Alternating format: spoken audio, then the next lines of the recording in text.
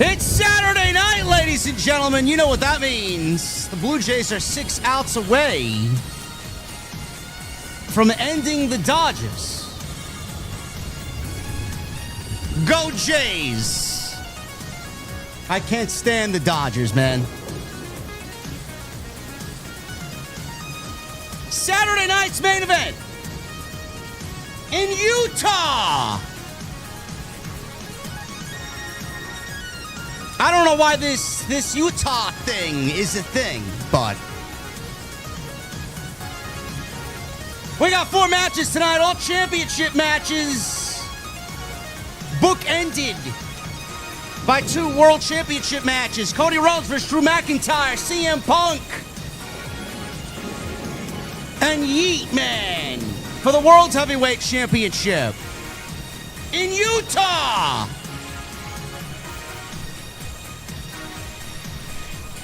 This was a more enhanced version of Monday Night Raw. It's exactly what it is. Saturday night's main event on Peacock. And the best thing of all, there was no mid-match commercials. I could fake react to that. I should have. Ladies and gentlemen, we're going to the venue. It's pretty cold outside, man. The fireplace is lit inside my mother's basement. The drinks are cold, and we're not in Utah. And when I get there on this Saturday night, I want to know, what the fuck are you guys drinking? I'll see you over there.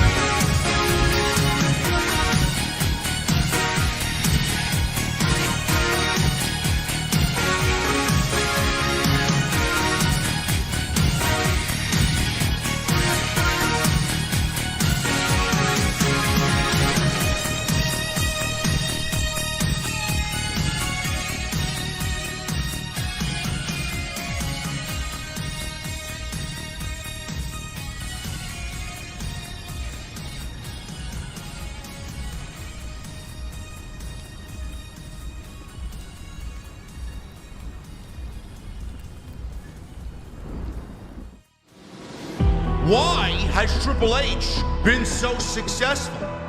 Why is Triple H running WWE better than Vince McMahon and Bruce Pritchard on Monday and Friday night? Long-term booking.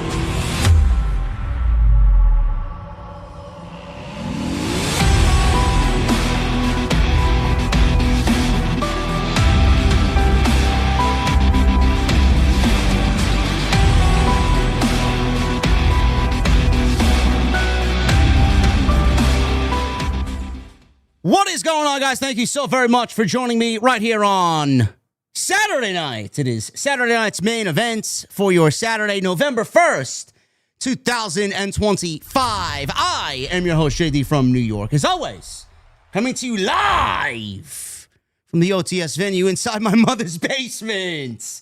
Thank you guys so very much for joining me on your Saturday evenings, wherever you may be.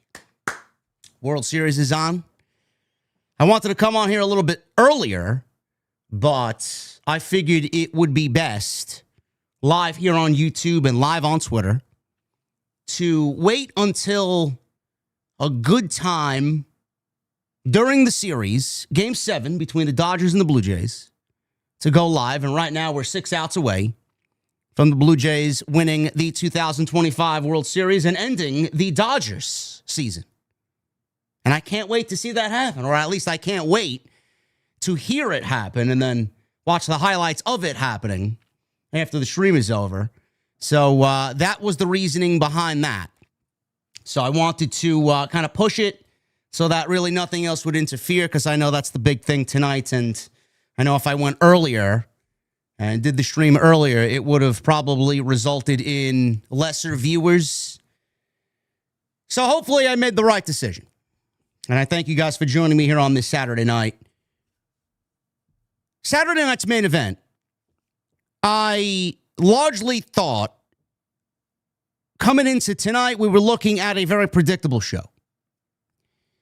And a lot of these Saturday night main events are very simplistic. They're very straightforward. There's no real surprises that happen on these shows. They basically are kind of in between shows that WWE puts on, not only because they have a deal with Peacock and they want to spread their seed to all these different streaming platforms, but it's a middle-of-the-road show that gets you ready and gets the stories ready for a bigger show, like Survivor Series coming up in 4 weeks. There were 4 championship matches tonight.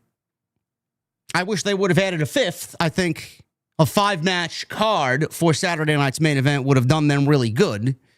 Not to say that this was a bad show. WWE, like I said, coming into this, I think we all kind of figured it was going to be semi-predictable. The thing with that is, WWE has been largely safe for a good portion of 2025, and I, myself personally, and I know you guys are looking yourselves for WWE to be a little bit more unpredictable, to put their feet close to the fire and take a risk and do something out of left field that nobody really expects them to do. Like Drew McIntyre winning the WWE Championship. That would have been something that I would have loved to see, not only because am I tired of everything on SmackDown, but Drew McIntyre as a performer deserves the recognition of being a champion. CM Punk and Jey Uso for the vacant World Heavyweight Championship. I was low-key hoping that neither one of them would walk out of Utah as the World Heavyweight Champion. Now, there was a very low probability of that happening, and I didn't really expect it to happen. And if there was one guy out of the two that I wanted to win, it was not Jey Uso. That one guy is CM Punk, and he did win the World Heavyweight Championship. I would have loved to see the Vision, Braun Breaker and Bronson Reed, maybe a new member, fuck things up, and really cause some chaos on Saturday night as we lead into Survivor Series, where we don't know what the fuck the War Games match is going to be. I hope it's not MFTs after what we got on SmackDown, but I would have loved a little unpredictability. I would have loved a cliffhanger. I would have loved something that threw the wrench into the gears and it just kind of fucked things up going into Monday Night Raw. Nobody expected Dominik Mysterio to win his, or actually lose his match. A lot of people expected him to win. I would have loved to see Rusev or Penta walk out the Intercontinental Champion, but even there, more of the same. Dominik Mysterio, once again, outsmarts his opponents. He doesn't necessarily cheat because in this setting of a triple threat match, there are no rules, so there really is no cheating. But Dominik Mysterio, predictably, walks out the Intercontinental Champion. Same old shit. We've seen the narrative over the course of the last few weeks with Dominik Mysterio coming up with different ways to save his ass and win the match and retain the championship. Nothing new there. Fun match. Fun match, but a predictable outcome. And then Jade Cargill, the Women's WWE Championship. Tiffany Stratton, the champion, over on Friday Night SmackDown, walks into this match with a bum knee. Obviously a worked injury from SmackDown where Jade Cargill turned heel last week. She shows up tonight, and that is her detriment. That is the straw that broke the camel's back there, per se. Jade Cargill took advantage of that. Jade Cargill, in 5 minutes or so, wiped the fucking floor with Tiffany Stratton. And Jade Cargill is now the new WWE Women's Champion over on Friday night.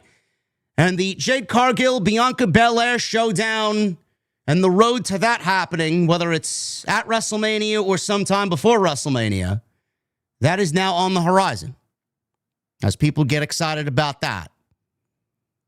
This was largely a predictable show, newsworthy show for one or two other reasons, but a largely predictable show. I would say the biggest takeaway from tonight's show is what they did with John Cena. Now, John Cena wasn't there tonight. John Cena was not in Utah, Salt Lake City.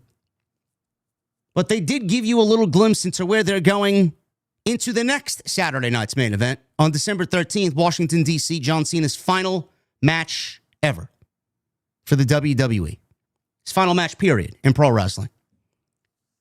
Tonight, WWE announced that there would be a 16-man, the last time is now tournament.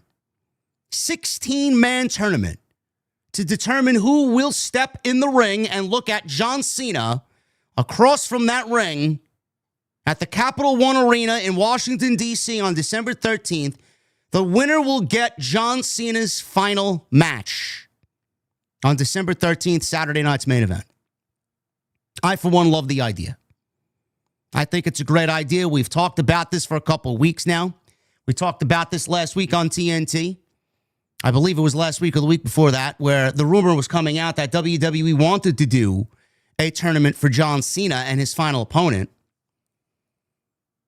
John Cena was showcased tonight in a video package, and he had dubbed over some audio showing highlights of his 2025 and obviously hype package for his retirement match. And he said the one question that he gets asked so often, more so than any other question, is who he wants his final opponent to be. And he basically gave a very straightforward, very political answer. An honest answer. A John Cena answer. I want my final opponent to be the one guy who takes this opportunity, relishes it, runs with it, wants it so badly in the same way that I wanted my opportunity over 20 years ago, obviously with that ruthless aggression line to Kurt Angle. And they shot it back to that historic moment in John Cena's career. He wants his opponent to have that same type of drive and same type of hunger, whoever that may be.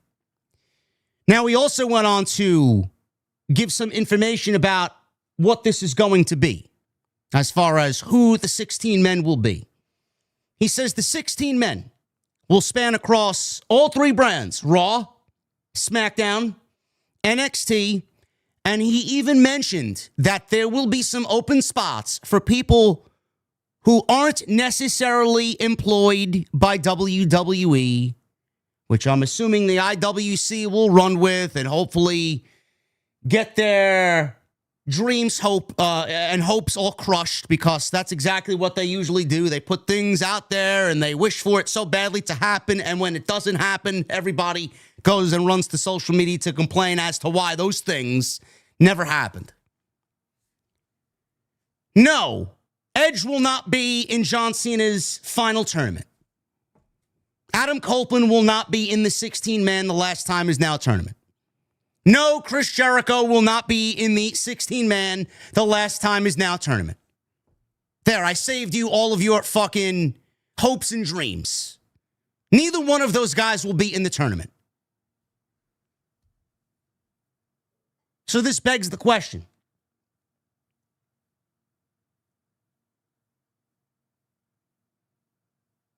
Did the Dodgers, what happened with the Dodgers? So, hold on here. Let me look at this phone here. Oh, it's 4-3 now. It's 4-3 now. Top of the 8th. Apparently, Max Muncy hit a home run. 4-3. So, it's top of the 8th, 2 out. Blue Jays are still up 4-3. This is going to go down to the wire. This is going to be a nail-biter. These are the games as a fan of someone who has watched many a World Series.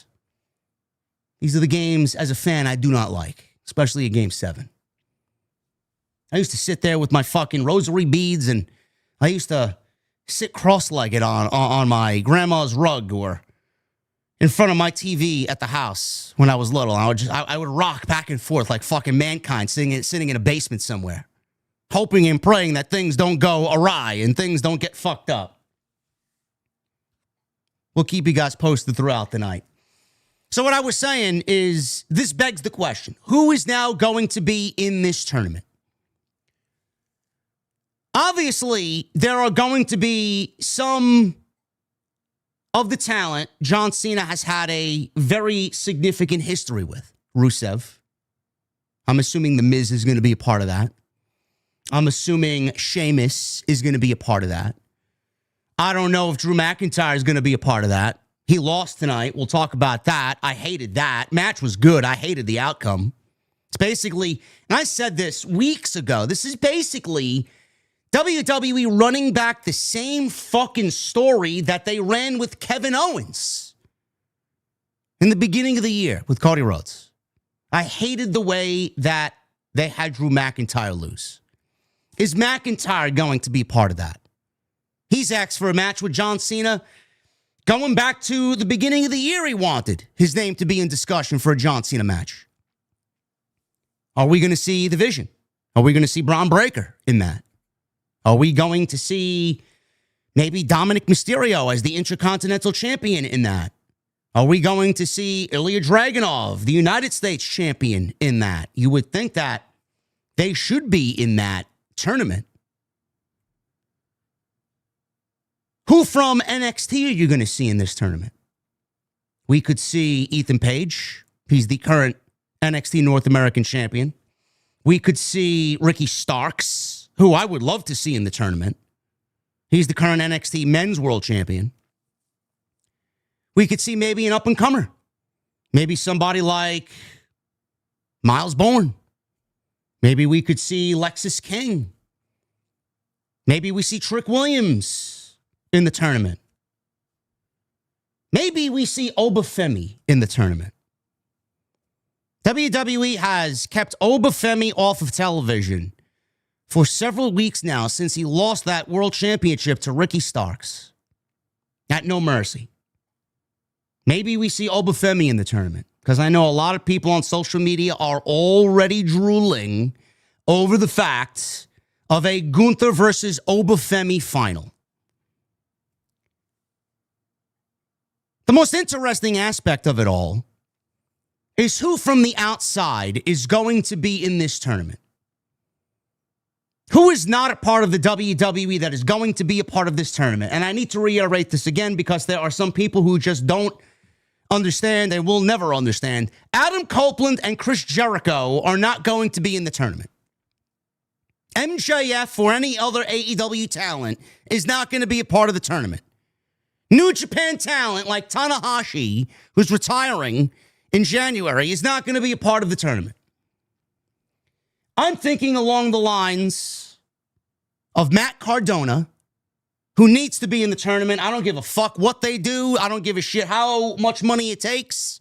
Pay the man, get him in the tournament. Matt Cardona needs to be in the tournament. Dolph Ziggler, Nick Nemeth. I'd love to see him in the tournament. Someone who I can almost guarantee is going to be in the tournament is going to be Joe Hendry. Joe Hendry is going to be in the tournament. Joe Hendry's made a thing and created a narrative earlier in the year that he very much wants an opportunity to wrestle John Cena. Now, he will not wrestle John Cena on December 13th, but he will have the opportunity to showcase himself to the WWE Universe on the main roster level before he joins the WWE full-time in 2026. Jeff Hardy. I could see Jeff Hardy be a part of that tournament.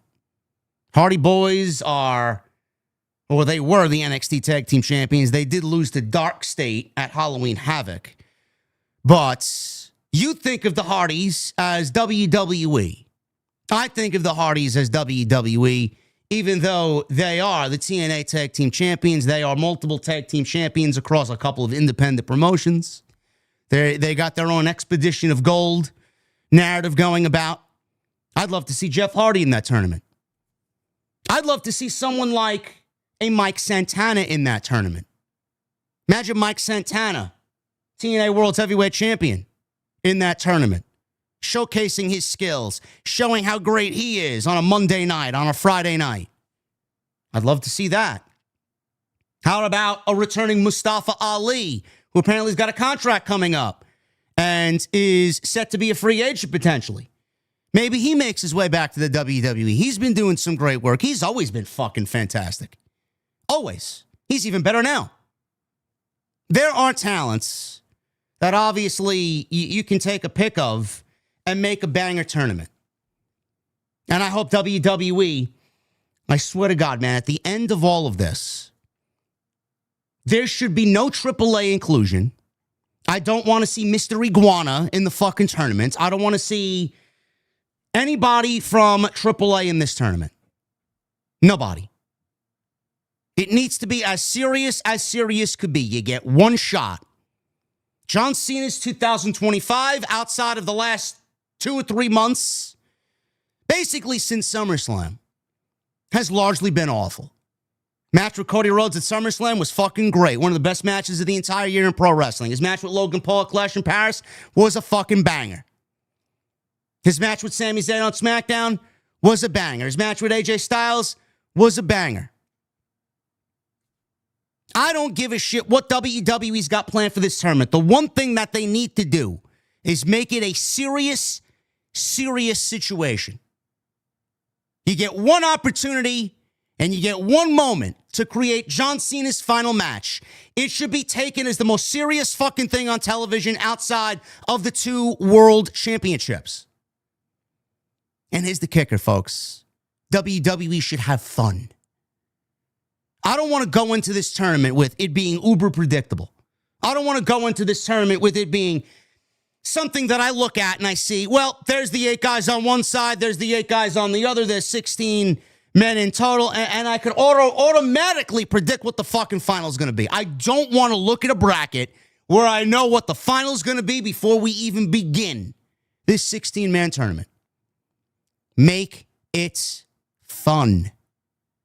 Incorporate storylines and angles that are existing on your television into the tournament and have those storylines play out so that when those things play out, they may continue after the tournament is over. Don't throw 18 or 16 guys together. Don't throw 16 guys together here for the sake of a fucking tournament and call it a tournament for John Cena's last match. Have it mean something. Put some thought into it. Give me matches that, on a normal situation, you may not see. Do not worry about wins and losses. Give me wins. Give me losses. Give me a competitive tournament because you only get one. In some circles, this is bigger than a world championship. You only get one. It's one match, and then it's over, and then it's a footnote in a fucking encyclopedia somewhere. That's what needs to be. That's what needs to be. I love this idea. Tournaments are a great way to get superstars that the main roster audience isn't invested in or doesn't know too much of. You put them in a spotlight. You put them in that type of spotlight, and you get them national exposure. You build what you previously have not built. You give me matches that normally on a given Monday or a given Friday we haven't seen or may never see or only see in a rare situation when it comes around. This needs to be handled with the utmost care. And it needs to be something that WWE, once again, not only has fun with, but takes very, very seriously. This could be the biggest moment since the initial turn of John Cena on Cody Rhodes at the Elimination Chamber on March 1st. Ever since then, WWE has dropped the fucking ball until they threw their hands up with the John Cena heel turn on a random episode of Friday Night SmackDown a week or two before SummerSlam and said, you know what? We're done with the fucking heel turn. We're going to turn John Cena back into a babyface, and he's going to go right out his last 5 months of the year as a babyface, like everybody remembers John Cena as. They've done what they can to turn things around and salvage this man's final year, which will largely be forgettable. WWE needs to make this one a grand slam. I don't know what they got planned. I gave you guys a nice list of names outside the company. I gave you guys a nice list of names from within the company. WWE should absolutely have this dominate their television. Now, when WWE tends to do more than one thing at a time, they usually have their brains fried and everything goes awry. Hopefully they can build this and also build for Survivor Series at the same time. Because we don't know what the fuck's going on with Survivor Series. We don't know if there's going to be a men's and women's War Games. We don't know if there will be only one singular War Games. We don't know what the World Championship matches are going to be coming out of tonight. WWE's got a lot on their plate. Survivor Series coming up. Those two big shows, which are John Cena's final two Raws. One in Boston, where the tournament begins on November 13th. Then in Madison Square Garden, or what is that, November 10th. One of those dates. Boston, Madison Square Garden the following week. Survivor Series, and then DC on the 13th. 4 more shows. That's it. WWE's got a lot on their plate. Those 2 shows, Survivor Series, the weekly television, giving us this tournament, John Cena's final match on December 13th, and then they'll probably coast and shift gears into fucking autopilot mode for the rest of the year until we get to the Royal Rumble. WWE's got to make the last 8 weeks of the year count. There's not many. There's not many. This could be make or break for WWE going into the Royal Rumble. They need something to happen on their television shows that elicits excitement. Because right now, nothing is really generating that type of excitement or generating that type of feeling. So I am very much excited about this tournament. I love a good tournament, and I love to see the unpredictability of said tournament, and I love to see matches, I hope that's the case, that normally we wouldn't get under a normal setting. So we'll talk about CM Punk, Jey Uso. We'll talk about Cody and Drew McIntyre. We'll talk about Jade Cargill wiping the floor with Tiffany Stratton, winning her first major singles championship in WWE since coming on over from AEW.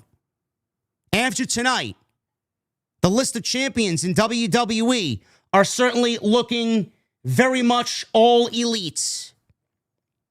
Cody Rhodes is the WWE champion. CM Punk is the World Heavyweight Champion. Jade Cargill is the WWE Women's Champion coming off of Friday Night SmackDown. Ethan Page is the NXT North American Champion. Mariah May, now Blake Monroe, is the Women's North American Champion. And Ricky Starks is the Men's NXT World Heavyweight Champion. That is 6 former AEW talents currently employed by WWE that are holding championship gold. If that is not done by design, I would be shocked. This is your Saturday night's main event post show for November 1st, 2025. I'm your host, JD from New York. Thank you guys very much for joining me here. We got 2,100 people in here on a Saturday night. Thank you guys very much for hanging out with me on this Saturday night. I want to apologize for not going live last night for the SmackDown post show. I just couldn't bring myself to go live. I couldn't bring myself to go live, man.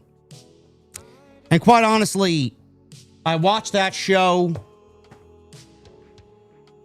and I I said, I do not want to waste my Friday night on Halloween reviewing a dead show that offered absolutely zero story and little effort going into Saturday night's main event. The only talking point, the only thing of note, was Ilya Dragunov and Nathan Frazier. And even that, though it was a great match, because they're both great wrestlers, the U.S. Open Challenge doesn't offer any real story. It's just randomized matches every single week because the creative team on Friday night is lazy. And between me and you, honestly, October has not been a very good mental health month for me. I've struggled mightily, not only with my mental health.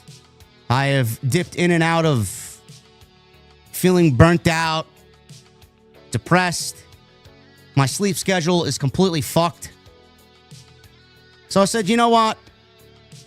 I'm going to give myself a breather. I'm going to give myself the night.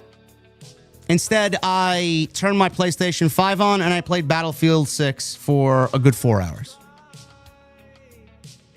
Now, there's a small part of me that kind of regrets not going live because, I mean, it is what I do, and I do miss you guys when I am not there. But I'm glad I made the decision. I mean, there wasn't really anything to talk about, and I just, you know what it is? I also feel your energy. I also feel everybody's energy, man. When no one is talking about the show, man, it really hits. And if you guys aren't excited and you're not interested, man, especially with this current lull that we're in for pro wrestling, when you guys are not feeling it, I'm also not feeling it. And I just don't want to force content out there like everybody else. So I took a step back last night, but I want to apologize. I know I shouldn't be apologizing. There's nothing for me to apologize for, but we're here tonight, and I want to thank you guys for that. We're going to rock and roll tonight, and we're going to make it a great stream here on this Saturday night.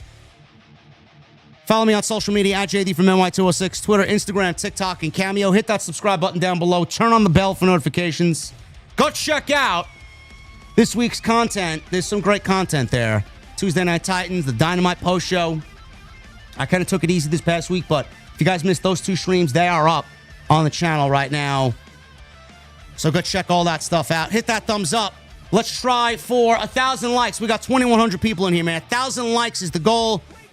We are 450 likes away from that 1,000 goal. So I know you guys can do that. I would really appreciate it. Helps me out tremendously when you do so. Also, if you guys are watching after the fact, leave me a comment down below. Let me know what you thought of Saturday night's main event and the creative decisions that happened tonight. Comment section is yours. Super chats are open. Get them on in. We'll hang out at the end of the show. Let's get November started the right way. So if you guys want to support what I do here, the super chats are the best way to do that. Please go and do that for me. And tonight we're sponsored by BetterHelp. BetterHelp.com/scripts. Make sure you guys go visit the link. And you guys are going to get 10% off your first visit with BetterHelp. BetterHelp.com/script. And I want to thank them for once again sponsoring the post show right here on Off the Script. Saturday night's main event. Let's get into the top. The one thing I do want to make mention of is that, A, there was no Joe Tessitore. Joe Tessitore was doing some college football, I believe, in Jacksonville tonight. So he was not, no, he's not defecting to AEW. He was doing some college football. So normally with the introduction of the show on Saturday night's main event, usually we see the commentary team kind of kick it to Joe Tess and he runs down the card. Normally he's there with Jesse Ventura, who was not a part of this Saturday night's main event. And I am not sure he will be a part of any other Saturday night's main events because if you guys remember, earlier in the year, it was Damian Priest and Drew McIntyre inside a steel cage.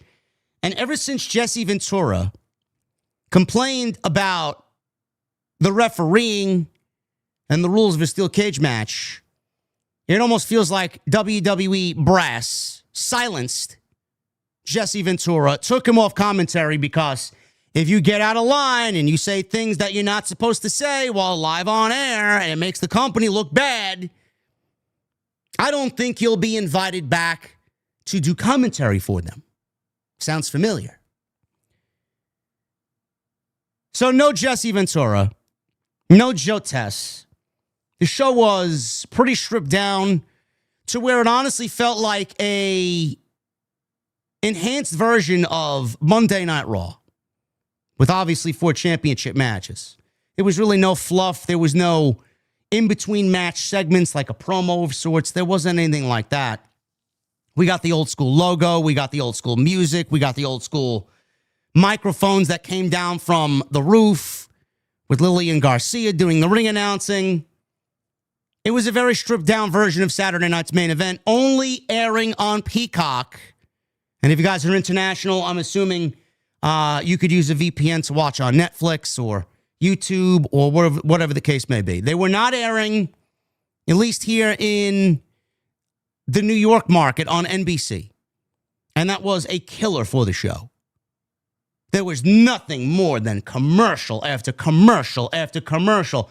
I mean, in a 10-minute match, you'd get 2 commercial breaks, and in that 10 minutes, you probably get 3 minutes of in-ring time. It's not the way I want to consume my pro wrestling.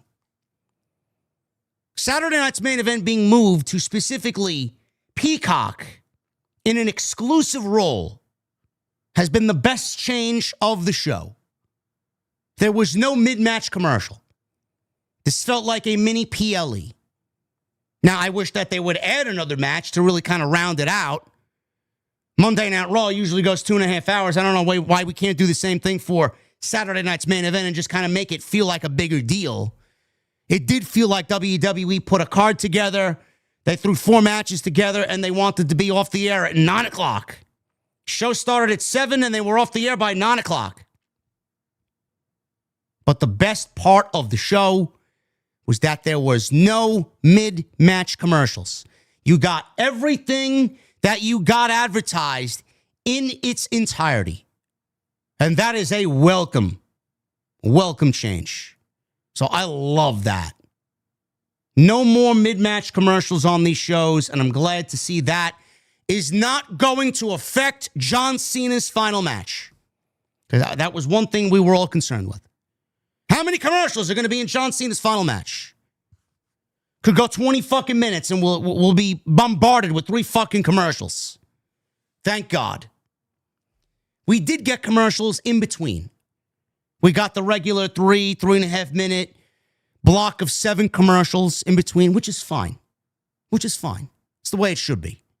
It's the way all my pro wrestling should be consumed. No commercials during the fucking match. Give me as many commercials as you want after the match is over. Don't interrupt my viewing experience. So that was a welcome change. Very stripped down version of Saturday night's main event. I quite enjoyed the old school nostalgic feel, but sometimes WWE went over the top with it. But I like this presentation a lot better. We started things off with Cody Rhodes and Drew McIntyre for the WWE Undisputed Championship. The WWE Championship. Seeing this match start first, you almost knew that WWE was not going to do a title change. WWE would have never switched the title here in the open of the match because, A, it's their biggest championship, and B, I just don't see them doing that to Cody Rhodes in the open of the match, kind of rendering what he did earlier in the night pretty much useless if they did have something bigger happening at the end of the show. I enjoyed this match. I thought this was a lot better than what we got at WrestlePalooza, a ton better compared to what we got at WrestlePalooza. They went almost 20 minutes. 20 minutes almost, not almost, but all of it, uninterrupted. Love it. Now, the deal with this is there was a stipulation that happened at the end of SmackDown. Drew McIntyre would not sign the contract at the end of SmackDown last night, making this match official. Now, this match was made official weeks ago, But Drew McIntyre would not officially put pen to paper to make it official. He did not want to abide by Cody's rules. So he looked at Nick Aldis and said, I'm not signing this contract because it's just going to be like everything else. He gets to keep his title on a disqualification and a count out. And then I would be deemed the loser. So I want count out and disqualification. If Cody is going to be immune from those rules in every other meeting that we had prior, I want this match to be different. So if there was a count out or a disqualification, Cody Rhodes would lose the championship and Drew McIntyre would win the championship on either a count out or a disqualification. Now, at the end of the show, Cody Rhodes was put through a table, which ended up being a very stereotypical contract signing for WWE. Cody Rhodes went through the contract table, which before a major show and a major title match doesn't really bode well for the challenger. Usually goes the way of the champion or whoever goes through the table. It's a bad omen.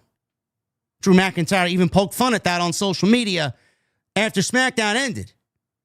This omen, this bad omen that usually happens to everybody is not going to happen to me. I'm going to change history. He did not. WWE is lazy, chat. WWE is very lazy. We got a situation with Cody Rhodes and Drew McIntyre. Everything that you're seeing between Cody Rhodes and Drew McIntyre is basically a mirror image. It's almost nearly identical to what Cody Rhodes and Kevin Owens did. Meanwhile, Drew McIntyre is not doing it better than Kevin Owens, and Cody Rhodes actually performed some of his best shit during the Kevin Owens feud back in December for that last Saturday night's main event of 2024 and going into the Royal Rumble. I thought that was a great feud. Honestly, you look at Cody Rhodes' year, that is probably Cody's best feud all year for the WWE Championship. That was obviously before he lost it to John Cena at WrestleMania, but Cody Rhodes, one of Cody Rhodes' best feuds is Kevin Owens. Yes, it was predictable. Nobody expected Kevin Owens to win the WWE Championship, but man, they did everything right there. Kevin Owens was a fucking great heel. He attacked Cody Rhodes. The way it was set up was great. It started on social media. It went viral. He got into a little push contest with Triple H at the end of that Saturday night's main event, gave him the package pile driver. Cody even brought out the Winged Eagle belt. And Kevin Owens, after the package pile driver, stole the Winged Eagle belt and took the belt because he felt like he was the rightful champion after being screwed by management. Basically, everything that Drew McIntyre is doing. We got a tie ball game. Dodgers just tied the game. 4-4. It's basically what we're getting at here, man. We're going into extra innings again, aren't we? Boy, they're really looking to make this one historic World Series, huh? This has been quite the series between these two teams. It's unbelievable, man. So if I waited till after the game was over to go live, it wouldn't have mattered anyway because it looks like we're going into extra innings. So like I was saying, this is basically a mirror image of everything Kevin Owens did with Cody Rhodes. The match tonight even ended the same way that the Saturday night's main event match with Kevin Owens ended. A crossroads or a DDT on the World Heavyweight Championship. WWE's lazy, chat. Triple H has gotten lazy. He's basically running the same fucking feud with Cody Rhodes, with a different heel, doing the same shit, playing the same character. Kevin Owens thought his truth was the truth, and it was. It was very difficult to argue with Kevin Owens. It was very difficult to see Kevin Owens being wrong. Drew McIntyre is basically doing the same thing. He's feeling like he's wronged. Management is against him. The referees are crooked. Cody's a crooked politician. Everybody's Team Cody. Everybody does everything bending over backwards to help Cody Rhodes. It's the same fucking narrative. So where is the creativity? If that is the level of creativity that we have for Cody Rhodes during his championship runs, maybe Cody Rhodes shouldn't be the WWE champion. That's the way I look at it. If this is such low-level content for Cody Rhodes, who's one of the best storytellers in the business, how do you think that makes him look if they're basically running a rehash of his feud from last year going into this year with Kevin Owens? Maybe Cody Rhodes shouldn't be the WWE champion. And you have to look at Drew McIntyre. How many times can you put him in a championship match and have him lose before you say enough is enough? How many times can you look at Drew McIntyre and want to see him win? And every time you look at him, he loses. Enough is enough. Now you got this John Cena tournament. Is he going to continue to chase Cody Rhodes and the WWE Championship, something that may never come? And miss on John Cena's tournament? And miss out on an opportunity to wrestle John Cena in his final match ever? What does he do? What does he do? Go after Cody or go to the tournament? Because you know he wants to wrestle Cena. The way this match ended, yes, they played up the rule that they signed the contract for on Friday night. And the way this ended almost certainly is going to give us a match number 3. It has to. I don't see any other way that we go into Survivor Series. Cody has no other challenger outside of Drew McIntyre coming out of the way that this match ended. And I'll tell you exactly what I think is going to happen because of the way this match ended. Now, what I thought here was great. This match was very good. Probably one of Cody Rhodes' better matches in, I would say, the last few months. His match with John Cena was very good at SummerSlam. His match at WrestlePalooza was blah. And then he went to go film Street Fighter. And now he's here wrestling Drew McIntyre again. He hasn't really done much of anything with the WWE Championship. Nowhere in the record books, or nowhere in the rule book, I should say, does it say Cody Rhodes needs to hold the WWE Championship till WrestleMania. This is why I think WWE is too safe, too predictable. We need to make some changes. We need to make something happen here. And the more you hold the championship hostage around Cody Rhodes, who you're also doing nothing with, and not telling any stories with, or any interesting stories, I should say, the more damage you're doing not only to SmackDown, but Cody Rhodes and the WWE Championship and everybody else that challenges for it. The match was very good. I love the way that they teased. This was almost like a rage bait in the first 5 minutes. McIntyre tried to get Cody to disqualify himself, and he was playing up getting counted out, and he was trying to kind of lure him into more anger problems so that he makes a mistake and he gets counted out or he gets disqualified, and he's playing up that he's the real American dream, which in some sense he is. If you really want to kind of break it down, he is.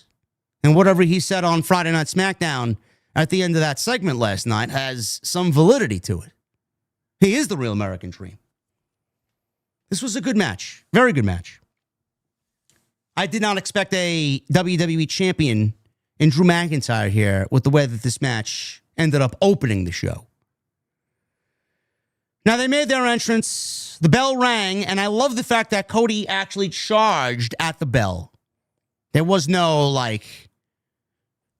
collar and elbow tie up, and there's no kind of dilly-dallying around, and there's a feeling out process when this match started. They both don't like each other, so yes, the match should start with some aggression and some anger, and that's exactly the way Cody Rhodes started this thing. Drew ducked. He got the better of Cody with some chops. Cody dropped Drew on his face right in the middle of the ring. He then rolled out to the floor and begged Cody to come after him, kind of luring him into a countout potentially. So, with the rules now, the new rules, if Cody gets counted out, he loses the title. And Drew McIntyre is the new champion. So, Cody didn't take the bait. Cody stomped away at Drew in the corner. And we're back in the ring now. And we get the match finally kind of taking off in a traditional way. So, McIntyre is goading Rhodes into getting DQ'd now. That wasn't working. First, he tried the count out. Then he's trying the DQ. Because Rhodes pulled up. He starts working the referee's count. Tries to get him DQ'd. So, he goes for a kick to the midsection. Laid Rhodes out on the ropes. McIntyre then bites Rhodes' forehead. Referee did not see it, so he's trying to bend the rules now to work in his favor. Rhodes fired up. He starts throwing jabs and kicks at Drew. He also got aggressive, and like McIntyre wanted to get him DQ'd. Obviously, he's kind of angering him, and he's getting Cody in his feels, so the referee has to pull Cody off of Drew because he would not break the referee's 5 count. McIntyre gets back up. He throws Cody into the ring post. Now we're on the outside. He tossed Rhodes over the barricade and tried to get a quick count out. Rhodes made it back in the ring at an 8. He starts throwing punches, hits a belly-to-belly throw across the ring. Cody landed right on his left shoulder. McIntyre puts Rhodes in a octopus hold. Rhodes fought out of it, went off the ropes, and he got struck by a Glasgow kiss. McIntyre goes for a cover and a 2 count. So then they start trading forearms. McIntyre hits a big high back body drop. He goes for another cover. He gets a 2 count. Cody looked like he landed right on his tailbone off that high back body drop. McIntyre, he is working the crowd here, kind of playing up the heel. He climbs the turnbuckles. Cody met him up there. They start throwing bombs on top of the top rope. Rhodes got McIntyre up, and he took him off the top rope with a very nice-looking superplex. After some punching, Cody Rhodes landed a power slam on McIntyre, and he started making a comeback. Hits a disaster kick. Cody cutter, goes for a cover. He gets a 2 count. Rhodes then hits a bionic elbow and does the Dusty. He charged. McIntyre caught him with a spine buster, followed up with a sit-out powerbomb. McIntyre rolled out of the ring and grabbed the WWE Championship title belt. Cody ripped it out of his hands and tossed it to the referee. He's not going to allow this match to go down that way. That opened him up for a mini Claymore kick. It wasn't a full-fledged Claymore kick, but it was a Claymore kick in execution, out of nowhere, like a snap Claymore kick. Michael Cole didn't know what it was. Wade Barrett knew exactly what it was. Michael Cole soon then realized what it was. McIntyre only got a 2 count off of a very quick snap mini Claymore. Rhodes rolled out of the ring, and McIntyre set him up in front of the announce table. Rhodes caught him with a fist in the midsection, and they both get back into the ring. McIntyre then knocked Rhodes off the ring apron, and he goes through the announce table. Announce table crashes down, breaks right in front of Wade Barrett and Michael Cole. Drew McIntyre's looking at the referee. Count. Cody is laying in the table rubble right in between Michael Cole and Wade Barrett, and the referee here is fast counting Cody Rhodes. This was a fast 10 count. Cody gets back up at a 9.5, gets into the ring. McIntyre's already setting himself up for another Claymore. Cody ducked it. McIntyre tried for a future shock DDT. Rhodes dodged. He went up to the top rope. Before he could do anything, though, his knee buckled. Now, I don't know what had happened. The referee was oddly placed here. Cody, full head of steam, trying to run up to the top rope to do the Cody cutter. The referee was inadvertently in his way, stopped Cody's momentum, so he had to kind of momentarily pause his movement and then move up to the top rope, which then he kind of buckled his knee. Now, this might have been played up for effect. This might have been the planned spot. I don't really know, but at some point, at least for a few seconds, I thought Cody had a bum knee because it looked like something that could legitimately injure a human being. You run full steam ahead trying to go up to the top rope in a very athletic way and jump up to the top rope for the next spot, and your momentum is stopped only for you to then kind of put more pressure on you jumping up to the top rope, and your knee gets fucked up in the process. So thankfully, he was all right. Cody's a consummate professional. He probably played it up for effect more so than anything. So he jumps up. He then jumps down. He clutched at his knee. Referee stopped the match for a little bit, went to go check on Cody, tried to back Drew McIntyre away. Rhodes gets up again. He tries it again, hits a super cutter. McIntyre kicked out at a 2 off a Cody cutter. Rhodes set up Crossroads. McIntyre kicked him in the face, sent him into the corner. And then in the process, the referee goes down because he gets squashed in the corner. So the referee, again, inadvertently gets involved and this time gets taken out. So now with the referee out of commission here, McIntyre hits a Glasgow kiss. Referee was out, so no official can count the match here. He uses this to his advantage. So he goes out to the ring, grabs the title that's laying outside by the table rubble. He brings the WWE Championship into the ring. McIntyre went to hit Rhodes with it. Cody ducked it. And the two all of a sudden collide with a double cross body for a double down in the middle of the ring. The referee's still out. McIntyre gets up. He goes for the belt again.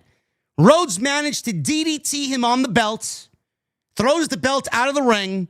The referee finally begins to move. Cody gets up, hits Drew with the Crossroads, gets the 1, 2, 3, and Cody retains the WWE Championship. Again, a very good match. Cody doesn't have bad matches, except for the one with John Cena at WrestleMania, which was largely fucking awful. McIntyre doesn't have bad matches. These are two very good professional wrestlers and two great storytellers. I'm glad to see that they made up for their very blah match at WrestlePalooza. But I'm going to say this again after I just reiterated it before I actually went into detail about how the match went down.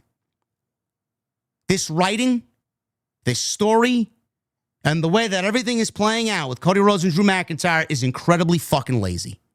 It's basically the same thing that they did with Cody Rhodes and Kevin Owens from last December's Saturday Night's main event going into the Royal Rumble, where they had that great ladder match. It's the same thing. Kevin Owens had his character, his heel work, basically playing up the fact that he was right and nobody would listen to him. And it was very difficult to argue Kevin Owens was wrong. Everything he said was right. Everything he said had a sense of legitimacy.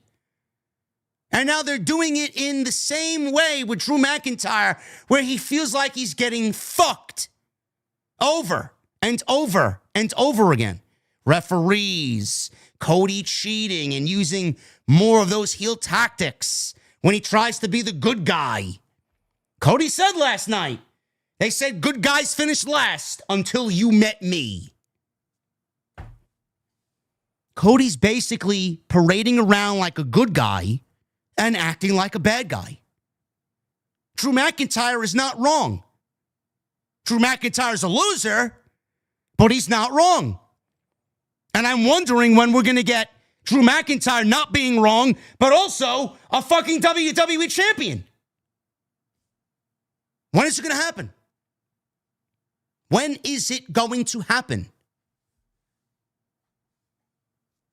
There's either one or two things that come out of this. You look at Drew McIntyre and you ask yourself, how many more times can this guy get a WWE Championship match and not win it? I mean, what an awful year the guy's had. He's nothing more than a fucking, I don't want to say he's a superstar jobber or anything, but I mean, holy fucking shit. Drew McIntyre may be one of the most, creatively anyway, just horrible booking for McIntyre all year. His WrestleMania feud with Damian Priest and the fact that they didn't do anything with him all summer. And now he's wrestling Cody Rhodes and he still can't get any name recognition out of it.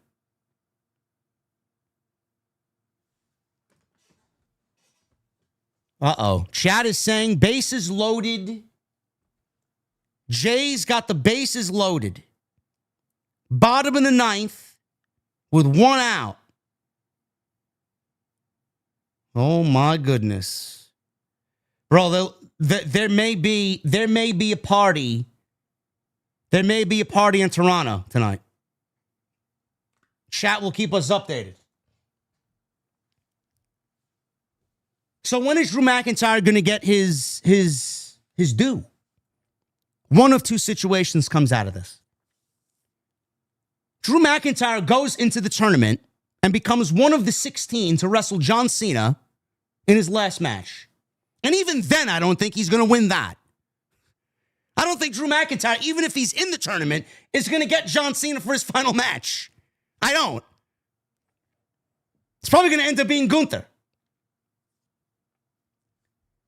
McIntyre enters the tournament, is one of the 16, and Randy Orton emerges on Friday night, and he looks at Cody Rhodes. And he looks at Cody Rhodes in a different way, watching from the sidelines. The Blue Jays win? Did the Blue Jays just win? The Blue Jays just won the World Series.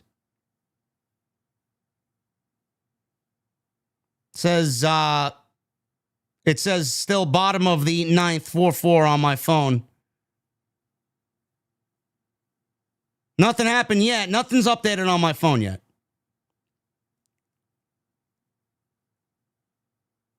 Nothing is updated on my phone yet. Still 4-4.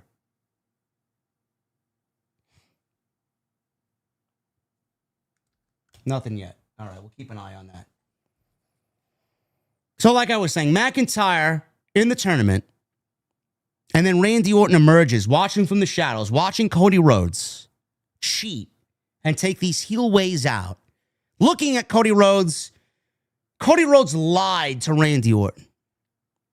So Randy Orton is going to do the one thing that he knows that he has to do. He has to play the same game that Cody seems to be playing, but Cody's trying to parade around as the good guy. Randy Orton's going to level with him, and Randy Orton is going to turn heel, snap on Cody for not being the guy that he promised him he would be, for not being the friend that he thinks he is, and do it to him before Cody can do it to Randy. Watching from the shadows all these weeks off of television, only to come back and RKO to Cody Rhodes. And then we get Cody and Randy Orton at Survivor Series, with Randy winning the title, with Randy Orton winning the championship.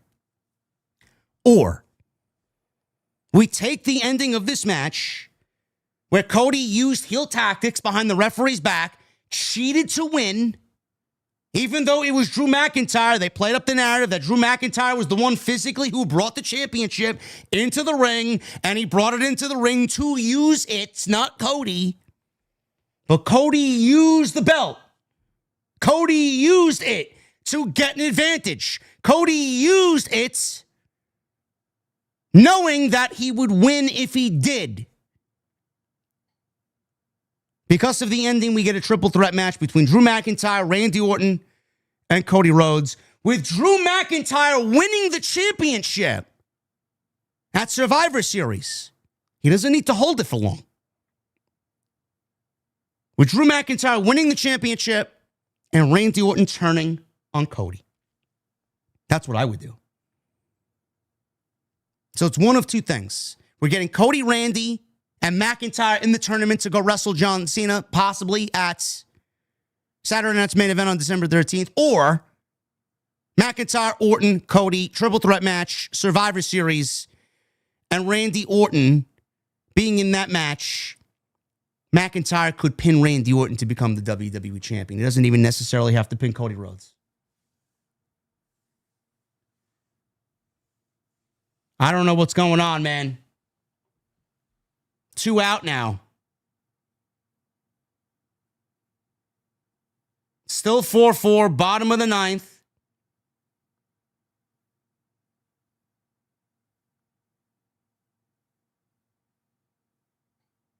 Was there a blown call at the plate for a pitch? See, you know, that's where the umpires.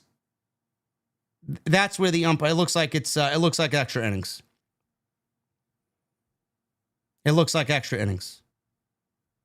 Extra innings. We're going to the top of the 10th with the Blue Jays and the Dodgers in the World Series. Wow. How did the Dodgers get out of a bases loaded, bottom of the 9th situation? Bro, if you're a Dodgers fan, I guarantee you got no fingernails left. No fingernails left. That's ridiculous. So all in all, Cody Rhodes, Drew McIntyre, I thought it was a very good match. I don't like the laziness of the story. Very similar to what Kevin Owens did with Cody Rhodes. I don't like that Drew McIntyre is just a loser on weekly television, a loser in these matches with Cody. You have to wonder if he's ever going to get his due. Are we looking at a triple threat match with Cody, Drew McIntyre, Randy Orton at Survivor Series? Or are we looking at another one-on-one match with Cody Rhodes and Drew McIntyre at Survivor Series with some stipulation now added to that? I don't know. Is it going to be Cody and Randy set up in the next 4 weeks for Survivor Series? Well, Drew McIntyre goes on and becomes one of the 16 for the John Cena tournament. I don't know. I thought this was good. Just kind of a lame ending. I would have loved to see, at least for a little bit, a new WWE champion. Tiffany Stratton. She walks in as the WWE Women's Champion against Jade Cargill, who just turned heel 2 weeks ago on Friday Night SmackDown after Tiffany Stratton beats Kiana James. The heel turn was very well done. I praised Jade Cargill's heel turn 2 weeks ago on Friday Night SmackDown when we did the post show, and I thought this could actually be a very good thing for Jade. This could be a good thing for Jade because, A, I think what we've basically gotten since Jade came over from AEW is somebody pretending to be Jade Cargill. Or Jade Cargill pretending to be somebody else. Jade was not a genuine character. She wasn't. Jade Cargill was pretending to be the good guy when we all know down deep she wants to be a heel. She acts like a heel. She talks like a heel. She carries herself as a heel. She doesn't really get cheered. She doesn't. The crowd and everybody else who watches this product saw Jade as a manufactured, overhyped, overpushed talent that WWE wanted and tried to make into a big deal because they felt like it would be a great way to shove it in AEW's face. Ha-ha. Look at what we have. Look at what we turned Jade into, and look at what you could not. She's got the WWE platform. She's got the talent agency that she's signed to. She's going to be doing movies. Jade Cargill felt like an entertainer first and a pro wrestler dead last. But she looks the part. She wasn't very good. She can't cut a promo. She's still green as grass. She has not really been something that's I would look at from WWE. They have not gotten their return on their investment in Jade Cargill. You can sit there and like Jade all you want. You can fucking look at Jade and look at her seductive photos on social media and all that. That doesn't mean Jade Cargill is A, good professional wrestler, or B, good enough to be a world champion. Then they turns her heel. So not only does she now play a character that she is very much in tune with because she's playing more of herself now acting more like herself, speaking more like herself, projecting and carrying herself like she usually carries herself in real life. This is more closer to a real life Jade Cargill. This also gives Jade an opportunity, instead of working a babyface match, which is very difficult to do, more so than being a heel. Getting a babyface comeback, being that babyface that's come from behind talent. Somebody that the crowd definitely wants to see win and cheer for and invest their time in. Jade was getting none of that. Now she has the opportunity to be a little bit more heel. Very much heel. Work a heel match. Play up to the crowd. Be defiant. Be angry. Shit on the marks. Work her slower style. Not having to do all these baby face tropes to get the crowd on your side. Now it's a lot easier for her to get the crowd to hate her. They didn't like her to begin with, so it should be very easy for her to get the crowd to dislike her. All in all, there's a lot more positives to this than there are negatives. Coming out of SmackDown 2 weeks ago, it was very difficult to look at this match here tonight and say Tiffany was going to retain. You couldn't do that. You can't turn Jade heel 2 weeks ago and then have her turn heel and lose to Tiffany Stratton here on Saturday night's main event. Then the heel run is going nowhere. The heel turn would be basically nothing. What would it be? They had to pay it off. They had to. Now you look at AEW, and I don't want to bring up AEW tonight because this is a WWE stream, but you look at Samoa Joe, who went into an Adam Page World Championship match at WrestleDream, where both guys were, at that point, babyface. Samoa Joe played up the babyface role at the end of the match when Adam Page won after 3 buckshot lariats. He held up Page's hand, and then he turned on him. The Ops, Powerhouse Hobbs, Shibata, and Joe turned on Samoa Joe, turned on Adam Page. So Samoa Joe is now a heel. So they turn right around, and they do a fatal 4-way. Samoa Joe wins the #1 contendership. They just turned him heel now. Fresh heel Samoa Joe. You would think that Samoa Joe goes into full gear now, winning the championship to pay off the heel turn. He's not going to win the world title. The heel turn will only be done because they need another match out of these two before MJF comes back to television, where the real story for the world championship hopefully begins. So Samoa Joe is going to turn heel and lose, which by default is going to render his heel turn useless. They could not do that with Jade Cargill. You couldn't turn her heel on Tiffany Stratton 2 weeks ago and have her lose, otherwise the heel turn means nothing. What the fuck did they turn her heel for? I'm here to say that WWE made the right decision with the heel turn, and WWE made the right decision with the outcome of this match. Jade Cargill is the new WWE Women's Champion. For the first time in her WWE career. For the first time in her pro wrestling career. She's now a world champion. Stratton cashed in the Money in the Bank contract on Nia Jax back in January, and she's been the champion since then. 300 days as champion. Nick Aldis, before the match, checked on Tiffany, who had her knee taped after Friday Night SmackDown and the attack by Jade Cargill. She wanted to make sure that she still had the match. She's like, no, I'm ready to go. Nick Aldis was very worried about her not being 100%. She told him, get away. I'm having this match. I'm going to go out there and I'm going to do what I do. So we get the introductions. Bell rings. And again, this match didn't start with a collar and elbow tie-up. This didn't start with them feeling each other out. This match started with Tiffany Stratton jumping Jade Cargill right at the top. So Cargill, even though she was attacked early on, she quickly turned that around and began attacking the leg of Tiffany Stratton, stomping the leg, sweeping the leg.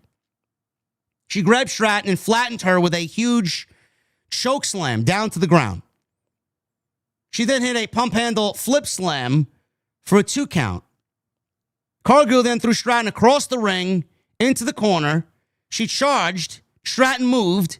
Stratton then goes up top. Cargill knocked her into a tree of woe, which again wrenched the knee.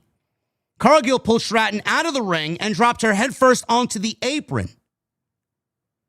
She then laid out Stratton on the stairs. Stratton caught her and tripped her again face first into the steps. So deja vu with that scar right above Jade's left eye. Stratton threw Cargill into the ring, went up top. Cargill met her up there. Stratton threw Cargill down. She hits hard. Stratton jumps off with a beautiful swanton bomb and only got a 2 count. So after the swanton, she's grabbing her knee. Stratton got up. Cargill immediately clotheslined her down. And this is where the destruction of Tiffany Stratton began. So after the 2 count off the swanton, Stratton gets up, clothesline down. We get Jade with a rack bomb. She goes for a cover. She gets a 2. She then landed 3 fall-away slams. Tiffany kicks out at a 2. Cargill hits a sit-out powerbomb. She goes for a cover, gets another 2 count. So Tiffany is kicking out of everything. And then a powerbomb. And after that, Jade said, you know what? I'm not going for a cover. She picks up Tiffany after a traditional powerbomb, hits Jaded, and then does her signature pin, 1, 2, 3, and Jade Cargill is the new WWE Women's Champion. Do I think Jade Cargill is ready for a world championship? Personally, no. From what I see in the ring, from what we see as far as the talent that is there, no. I do not. I don't think Jade has been able to put it together. From a fan's perspective, obviously, I don't think that Jade, from a fan's point of view, has put it together in the ring. For me to care or for me to be completely engulfed in what she does in the middle of that ring. Now, I'm not looking for her to be a fucking Mr. Perfect, Bret Hart, Matt fucking technical wrestler. I wish WWE would play up to more of her strengths, which they did here tonight. Which is why I'm going to say this was the right outcome. WWE kept this very brief. This went 5 or 6 minutes tops. It went as long as it needed to. The match itself was produced and laid out the way that it needed to be.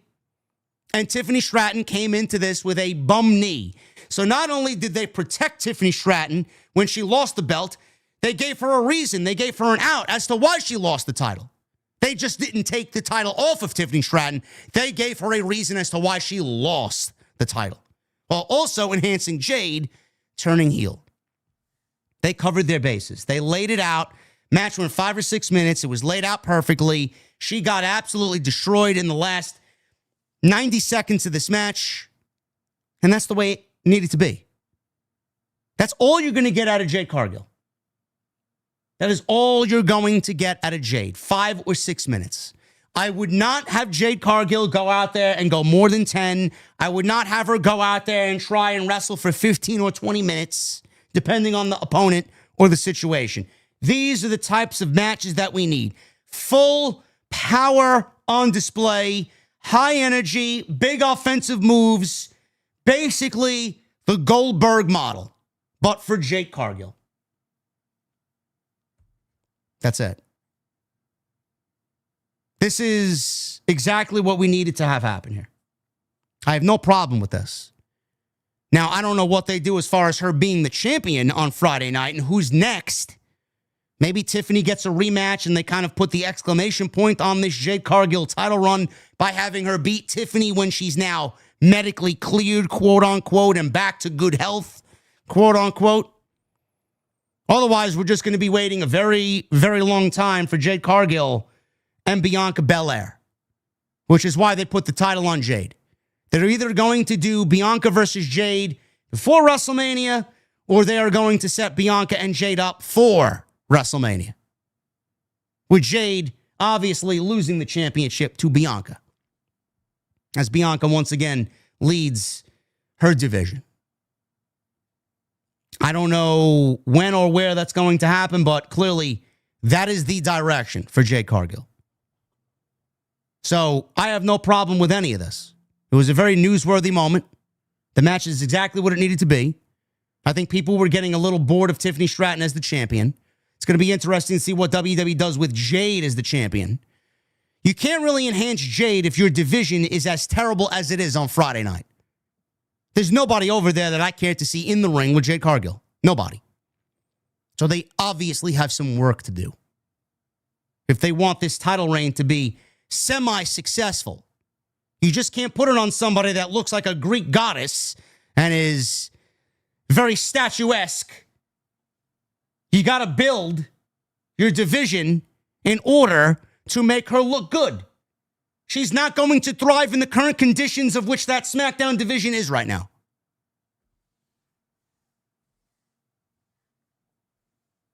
Bottom of the 11th, the Dodgers left bases loaded. I don't know, man. I don't know. This may go down as an all-timer World Series, huh? Are we going another 18? Do their pitching rotations, can they even sustain another 18-inning game? And those pitching staffs may be fucking hemorrhaging at this point.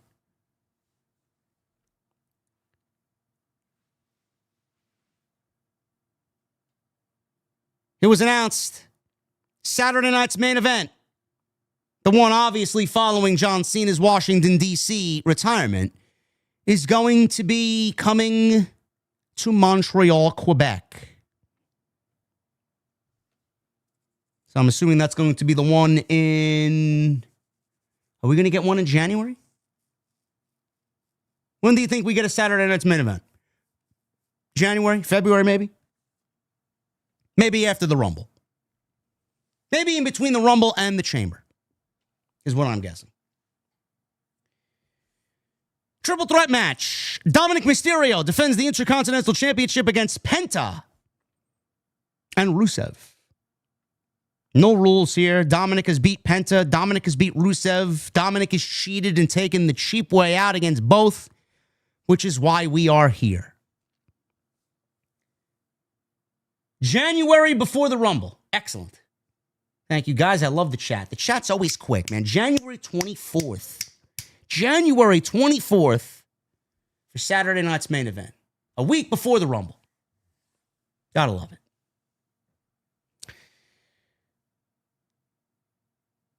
I gotta admit, man, I was not the biggest Dominik Mysterio guy. I was one of those who looked at Dominik Mysterio as kind of a coaster. And he was just kind of going with the motions. He's just there in the Judgment Day. He plays up his relationship with Liv Morgan. Before that, with Rhea Ripley. I think in the aftermath of Liv Morgan's injury, Dominik has honestly made himself into a legit superstar. And he's one of the best aspects of television. And I mean that. I think Dominik has the makings of a breakout guy. He's on his way to being that. I still don't think of Dominik Mysterio as a world champion, per se. I think some things need to happen before we actually start putting him in that discussion. But as of right now, I think Dominik Mysterio is doing some really banger work. I think his matches are really good. I didn't really think that way maybe a year ago. And my entire perception on Dominik Mysterio is now changed. Honestly. I thought this was a fun match. I thought his matches with Penta, I think he works great with Penta. I think he works great with Rusev. I think Penta works really good with Rusev. So I've been liking what they're doing with the Intercontinental Championship. It's not like a groundbreaking story per se, but it takes us from 1 week into the next, into the next, into the next. And it all revolves around Dominik Mysterio cheating to win. He gets by Rusev in the most slithery of ways. He gets by Penta in the most kind of sneakiest of ways. And obviously, Adam Pearce is seeing this, and at the same time, he's got tensions with his Judgment Day stablemates where they don't want to help him, and he's getting the Los Americanos guys to help him. He's getting in trouble with his boys, J.D. McDonough and Finn Balor, by inadvertently getting them a championship match that they never asked for against Dragon Lee and AJ Styles, to whom they lost the tag team titles to, and now are blaming Dominik for making the match happen. There's a lot going on here. Dominik is really a centralized focus on Raw, and it's really good TV. And this was a fun match. Now, there's no rules here. Dominik didn't really need to cheat here. Everything is legal. So Adam Pearce basically said, you want to cheat? I'm going to give you the opportunity to cheat legally. So there you go, triple threat match. So on Raw, Rusev and Penta had their number one contenders match, which was interrupted by El Grande Americano, Rayo Americano, not Mayo, Rayo Americano, and Bravo Americano. Los Americanos. They attacked Rusev and Penta because Dominik placed in a Starbucks order and drove up to the window and picked it up. Raw General Manager Adam Pearce threw his hands up and said, all right, triple threat match, no rules. By all means, go kill yourselves. So Rusev and Penta attacked Mysterio as soon as the bell rang. They took turns stomping away and punching at Dominik. Dominik rolls to the outside, and Rusev drop-kicked Penta. Beautiful drop-kick by Rusev. You don't think that Rusev can throw a good drop-kick, but he is pretty fucking athletic for a guy his size. Rusev went for the cover. Mysterio returned and broke up the count on Rusev. Rusev then put Penta out and turns his attention to Dominik, suplexing him over and over and over again. He then picked up Mysterio, threw him around. Mysterio rolled out of the ring, and Rusev followed Dominik outside. And Mysterio threw Rusev into the ring post. Penta dove through the ropes, took out Rusev, and then Mysterio did the same and took out Penta with dives. So we go back into the ring. Penta and Mysterio battled in the corner with Penta delivering his handstand kick. He goes from that into a pin. Rusev pulled Penta out of the ring and threw a lariat before tossing him into the ringside barricade. He threw Penta into the barricade again, and Mysterio dove at Rusev through the ropes. Rusev caught him and slammed his head onto the now freshly built commentary table. I'm telling you, man, it's the most dangerous place in all of WWE. Forget the NXT parking lot. The commentary table on Monday and Friday night is the most dangerous place in the company. So Rusev, after slamming Dominik's head into the announce desk, he took the IC belt, looked at it, and he said, I'm coming for you. Pause. He's coming for the Intercontinental Championship. He gets back into the ring, kicked Mysterio in the back. Rusev went for a lariat. Mysterio tripped him up, went for a 619. Rusev caught him and quickly transitioned into the Accolade. Rusev pulled Penta off the ropes, and he played up hurting his knee. Mysterio brought in a chair. And apparently, I don't know if this was planned or if Dominik maybe forgot the rules of the match he was competing in. But Mysterio brought in a chair, and he tried throwing the chair at Rusev, thinking that if he pulled this Eddie Guerrero plot again, that the referee would disqualify Rusev, thinking that Rusev hit Dominik with the chair. But the referee's looking at him like, bro, what are you doing? It's a triple threat match. There's no rules. So Dominik, like a dummy, threw a legal chair at Rusev and basically welcomed Rusev to hit him with the steel chair legally. So Penta took out Mysterio with a Mexican Destroyer after Rusev took the chair to Dominik in the midsection.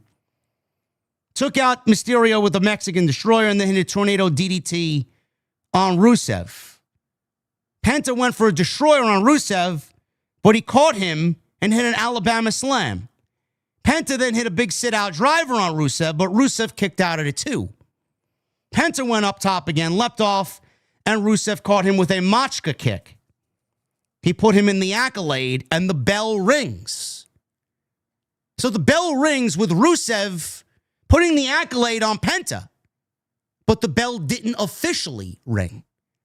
It was Dominik who took that bell hammer again, which he's used as a weapon in the past couple of weeks to cheat. He took the bell hammer and he starts ringing the bell. So Dominik rang the bell. With Rusev putting the Accolade on Penta, Rusev thought he won the title, but it wasn't the timekeeper ringing the bell because Penta tapped out. It was Dominik ringing the bell, causing a distraction which allowed Rusev to release the hold.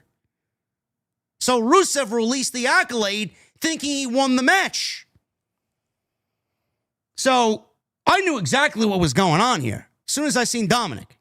Everyone looked confused. Rusev thought he won. Camera caught Mysterio with the hammer. He hit the bell to cause a distraction. That made Rusev very, very mad. So then he started to ragdoll Mysterio, was Rusev, around outside of the ring. Mysterio shoved Rusev into the steel steps, quickly climbed back into the ring with the bell hammer. Penta stopped him. He grabbed the hammer from Dominik, and he went to hit Mysterio with it. So Mysterio ducks. Penta accidentally took out Rusev with the hammer. Mysterio then took out Penta, hits a frog splash off the top rope on Rusev, and he pins Rusev again for the 1, 2, 3. So he took out Penta with the hammer, and after Rusev was already laid out with the hammer by Penta accidentally, Dominik goes to the top rope, hits the frog splash, and pins Rusev again for the 1, 2, 3. This was a fun match. And I thought this was probably, out of all the matches tonight, the second best match of the night. I can't imagine this is going to go on any longer. Now, I know there's a rumor. I may make a video on it tomorrow. John Cena, apparently, there is news that WWE may be setting up John Cena to win the Intercontinental Championship before we get to Washington, D.C. on December 13th. For his final match, and whomever he wrestles in his final match, he will put the Intercontinental Championship on the line in his final match, whether it's against McIntyre or whether it's against Gunther or whoever it may be. I don't really give a shit about John Cena winning the Intercontinental Championship. I think he is so far above that doesn't need to happen. If you wanted him to win a championship, I don't know why he didn't win the vacant world title. Again, this is a product of WWE not having things planned. If WWE wanted John Cena to break the record, if they wanted him to win number 17, did it need to happen at WrestleMania? Did it? I mean, John Cena not winning the World Championship and solidifying 17 now when it was vacant, making that a big deal, putting that title on the line on December 13th and dropping the World Championship to whomever his opponent was. That would have been the way to go out. Not the Intercontinental Championship. Not the Intercontinental Championship. I don't give a shit about John Cena winning the IC title. So what happens now? Dominik, Penta, and Rusev. What happens next? They gave these guys a platform, a match with no rules. Anything goes. Everything's legal. As a product of Dominik cheating. So Dominik wins the match that basically he brought on himself by cheating to win. Now he does what? Wrestle Rusev again? Wrestle Penta again? What's the point? He's beaten them multiple times now. And now twice in the same match. Rusev and Dominik, I could see in the Intercontinental, or I could see Rusev and Dominik as Intercontinental Champion. I could see them in the John Cena tournament. The last time is now tournament. Absolutely. This was a fun match. Dominik retains the championship. The Dodgers have taken the lead 5-4 in the top of the 11th. I don't know, man. The Dodgers win? Did they win?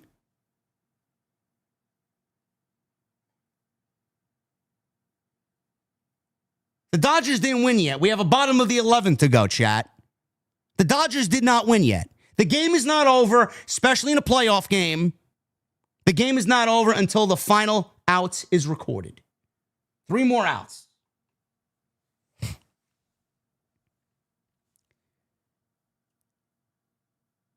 We've talked about the John Cena The Last Time Is Now tournament.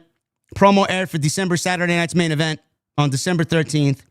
Speculating on who John Cena's final opponent will be, it was announced that there is a tournament starting November 10th, Monday Night Raw in Boston, a 16-man The Last Time Is Now tournament. The winner will face John Cena in his final match. Like I mentioned before, we went over a list of names in and out of the company. I'm looking forward to this. And I think Monday Night Raw from November 10th all the way up until that December 13th Saturday night's main event, these shows are going to be must-see. So I'm glad that WWE is somewhat making Monday nights and hopefully Friday nights feel a little bit more important than they have been. Main event. CM Punk and Jey Uso for the World Heavyweight Championship, the vacant World Heavyweight Championship. Jey Uso won a battle royal.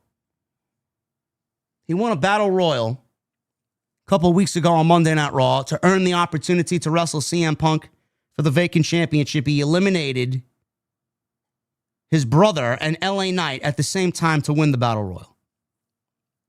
A lot of people moaned and groaned. Social media was upset. The YouTube dislike button was heavily hit. Watching Jey Uso and the clip of him winning the battle royal. Nobody wants to see Yeet Man in the World Championship title picture anymore. Nobody.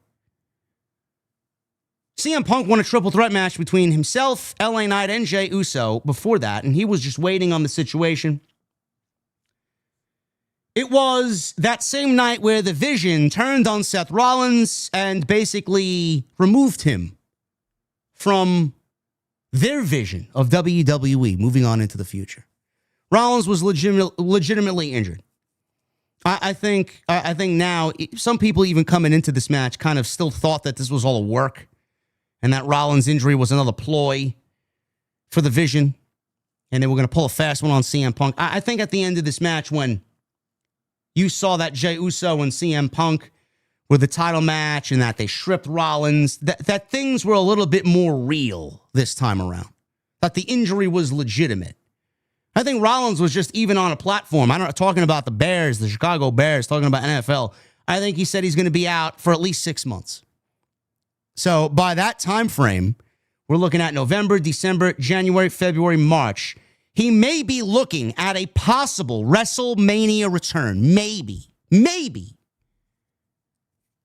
If things line up and the stars align for Seth Rollins, he may be back by WrestleMania.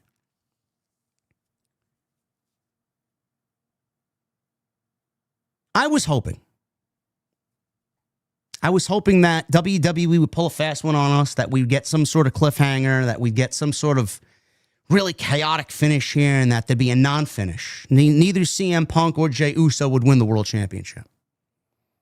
And the reason why I say that, and honestly, I've been playing up the whole Utah thing. I kind of over-accentuate the way I say Utah, and some people think I have a problem with Utah. I don't have a problem with Utah. I don't have a problem with the people who live in Utah. I don't have a problem with the city of Salt Lake City. I don't have a problem with Utah in general. The only reason why I've kind of made a big deal about Utah in this case, and this is just coming from my point of view. This is a CM Punk fan point of view.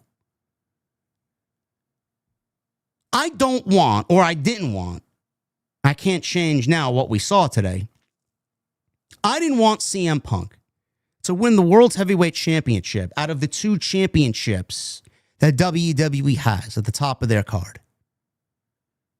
We have a WWE champion in Cody Rhodes, and we have a World Heavyweight champion, or had a World Heavyweight champion in Seth Rollins. Clearly, we were looking at Punk and Rollins at some point before the end of the year. Out of the two world championships, I always thought Punk would go after the WWE Championship because that was the championship that his brand and his name was most synonymous with. Has nothing to do with the World Heavyweight Championship. I did not want CM Punk to win a World Heavyweight Championship on the premise of Rollins being injured. All right, well, Rollins is now legitimately hurt. He's on the shelf for 6 months. He got booted from his group. Next best in line to make the champion is CM Punk. I did not want CM Punk to win a World Heavyweight Championship because he was the next best option after a Seth Rollins legitimate injury. You couple that with the fact of I didn't want CM Punk to win the World Heavyweight Championship in a match against Jey Uso on Saturday night's main event in Salt Lake City, Utah. Now, we don't know how long his title reign is going to be. His last one lasted 5 minutes.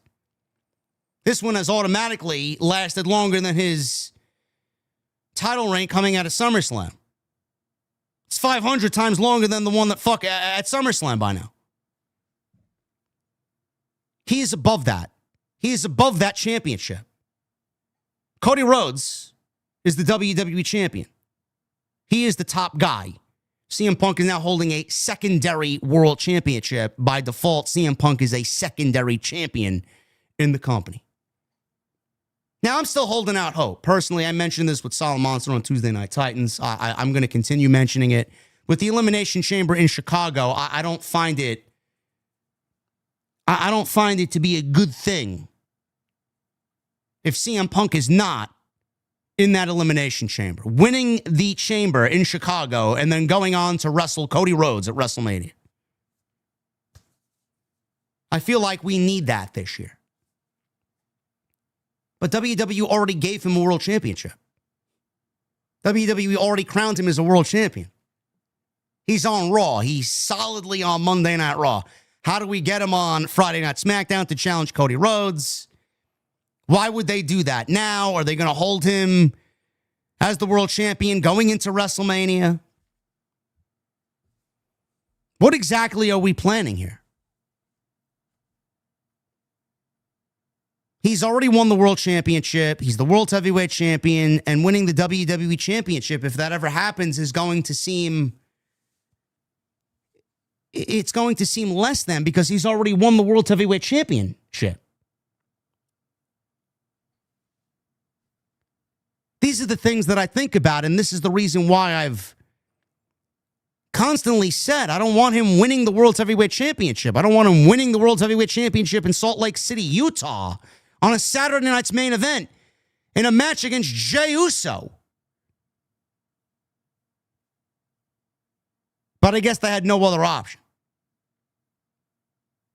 And if they didn't want to give us a fuck finish or continue to have the title be vacant, if I had to choose one or the other, clearly we're all going to go with CM Punk. I did not like this match. I did not like this match. I felt like this was a very clunky, very sloppy match. Down the stretch, it got interesting, but this may have been, honestly, the worst thing on the entire fucking show.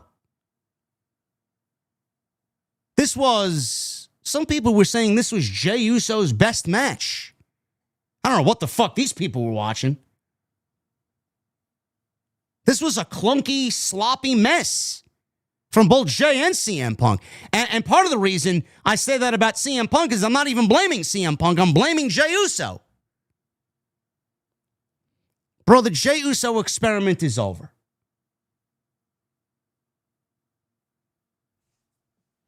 Dodgers won the World Series. That is fucking heartbreaking, bro. That is heartbreaking, bro. Dodgers just won the World Series. Back-to-back Dodger wins, huh? Gee, man, no wonder why there's going to be a fucking MLB strike in 2026. The Blue Jays winning the World Series would have been like a fucking zen over Major League Baseball, bro. It would have been like a release for Major League Baseball. It would have showed the evil empires that you don't need to spend all this types of money to win a World Series. Now the Dodgers, with their $400 million payroll, everyone's going to look at that and seemingly figure that's the way to win a championship. Gone are the ways of building from AAA and building homegrown talent that eventually blossom into fucking full-time MLB talent that you can build your organization around. No, let's just go out and buy and spend $800 million on one guy and fucking $500 million on another. These big market teams, these big market fucking organizations are absolutely a cancer to the sport. They are. Now that that's over, we can focus on this final match. I did not like this match. I did not. Some people were saying this was Jey Uso's best match. It was not. I feel bad for Punk that he was put in this situation and even made me feel further kind of empowered about how I felt about coming into this match. Like, CM Punk is so above this shit. He really is. But again, if I had to choose one of the two, I'm going with Punk. So the bell rings. Punk and Uso kind of circled each other. They took their time here. They tied up. Punk ran Uso into the corner, backed off. Another tie-up. Referee broke up both guys in the corner. Stalemate.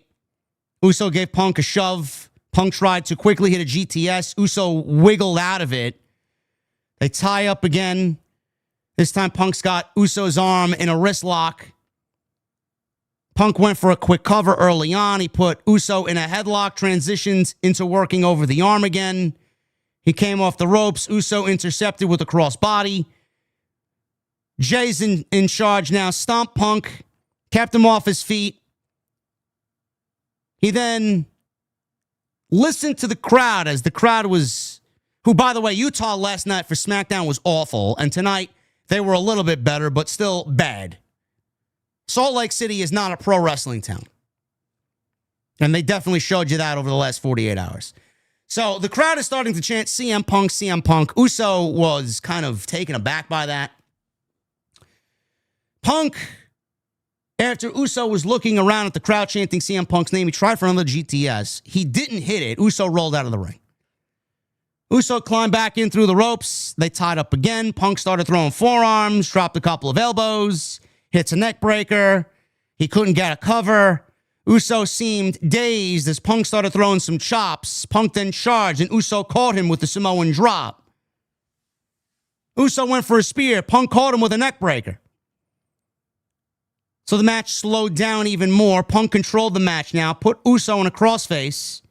Uso fought out of it. Punk sent him off the ropes. Uso grabbed Punk and drop-kicked Punk midair. Punk grabbed Uso, connected with a GTS. Uso fell out of the ring, and Punk thought that was his moment to win the match. But it was a good move on Jey Uso's part that the momentum of the GTS took him outside. So he let Jey Uso fall to the outside. He stood in the ring for a little bit and let the referee count. He grabbed a bottle of water, dumped it on Uso to wake him up on the outside, threw him back in the ring. I don't know what the fuck was going on there. Punk hits a suplex. Uso was dazed. Punk goes for a cover. He gets a 2. Punk put Uso on the top turnbuckle and tried for a superplex. Uso blocked it, headbutted Punk down to the mat. Uso went for a stomp. Punk moved out of the way. Uso then threw some punches, knocked Punk down into the corner. He went for a hip attack on Punk, went for a spear on Punk, but Punk caught him in a GTS attempt off the spear. Uso got out of it, hits the spear, goes up top for the Uso splash, covers Punk, gets a 2 count. Uso went back up top. Punk met him up there with a big fist right to the face. Punk hits a superplex, and both guys are double down. So they trade blows in the corner. Punk comes out on top, throws Uso into the ropes, hits him with a clothesline, drop kick. Punk threw one of his high knees, signature bulldog spot, call for the GTS. He gets Uso on his shoulders. Uso got out of it, super kick Punk out of the ring. He followed that with a suicide dive. Referee starts his 10 count. Uso got back in the ring first. Punk followed into the ring. Referee stopped the count. Punk rolled to the other side of the ring for the referee to count again because he needed to catch his breath. Punk and Uso were a little gassed at this point in the match. You could definitely see what was going on here. Uso climbed out, charged, hits a spear, and drives Punk through the barricade. Same typical spot that we see every single time in some of these big matches that WWE does. The barricade spot in WWE is as overused as anything in the fucking company. I wish they'd stop. That and the announce table. Every fucking week, it's the barricade and the announce table. Like, you don't need to break the timekeeper's barricade to make a good main event. It's overdone. Stop. You've ruined it to a point where it doesn't even mean anything. It's like AEW with their plunder matches every fucking week. It doesn't matter. You see it every fucking week. So he drove Punk through the barricade. Uso dragged Punk back into the ring, hits the Uso splash. Punk got the knees up. So Punk gets up. He hoisted Uso up for the GTS. Uso kicked out at a 2.5. Punk set up for a pile driver on Jey. But Jey countered and hit a GTS on Punk. Then Punk hits Uso with a sloppy-looking spear. The Uso GTS was sloppy. The Punk spear looked sloppy. Punk got to his feet first. Hits another GTS on Uso. He backs into the ropes. The momentum of Uso hitting the ropes. He then lands on Punk's back, on his shoulders. This is the same spot that we've seen done twice now with Rollins. If you guys remember the debut on Netflix, it's the way he beat Rollins on January 6th in the main event. Uso bounces off the ropes after a GTS. He lands on Punk's shoulders. Punk tries to get up with Uso, who's not a small guy, on his back. Punk collapses, and Uso transitions on a collapsed Punk into a sleeper hold, the same sleeper hold that Gunther beat him with to win the World Championship from Jey back in the summer. Or I guess the same, if you want to go back to WrestleMania, the same sleeper hold that he beat Gunther with at WrestleMania. So, after that sleeper, Punk rolled out of it. He rolled it into an Anaconda device, but Uso grabbed the rope. That broke the hold. Punk dragged him back to the center of the ring, and Uso hit a pair of super kicks. He went for a spear, but Punk caught him with a pair of GTSs. And that's the way the match ends. So a pair of super kicks. He went for a spear. Punk no-sold the super kicks and basically caught him in the spear with a GTS twice. Goes for the cover, 1, 2, 3, and CM Punk is the new World Heavyweight Champion. Show goes off the air with CM Punk holding the World Heavyweight Championship above his head. The producer credits roll. And that was your Saturday night's main event. I mean, this was a more enjoyable Saturday night's main event than the previous editions of Saturday night's main event, just based on the fact that we didn't get fucking commercials in between the matches. So I'm glad that we didn't get any commercial interruptions during these matches tonight. We got a nice John Cena retirement that will be commercial free come December 13th. That's the biggest takeaway for this new WWE Saturday night's main event on Peacock exclusively partnership. The show was fine. It was a safe show that WWE put together.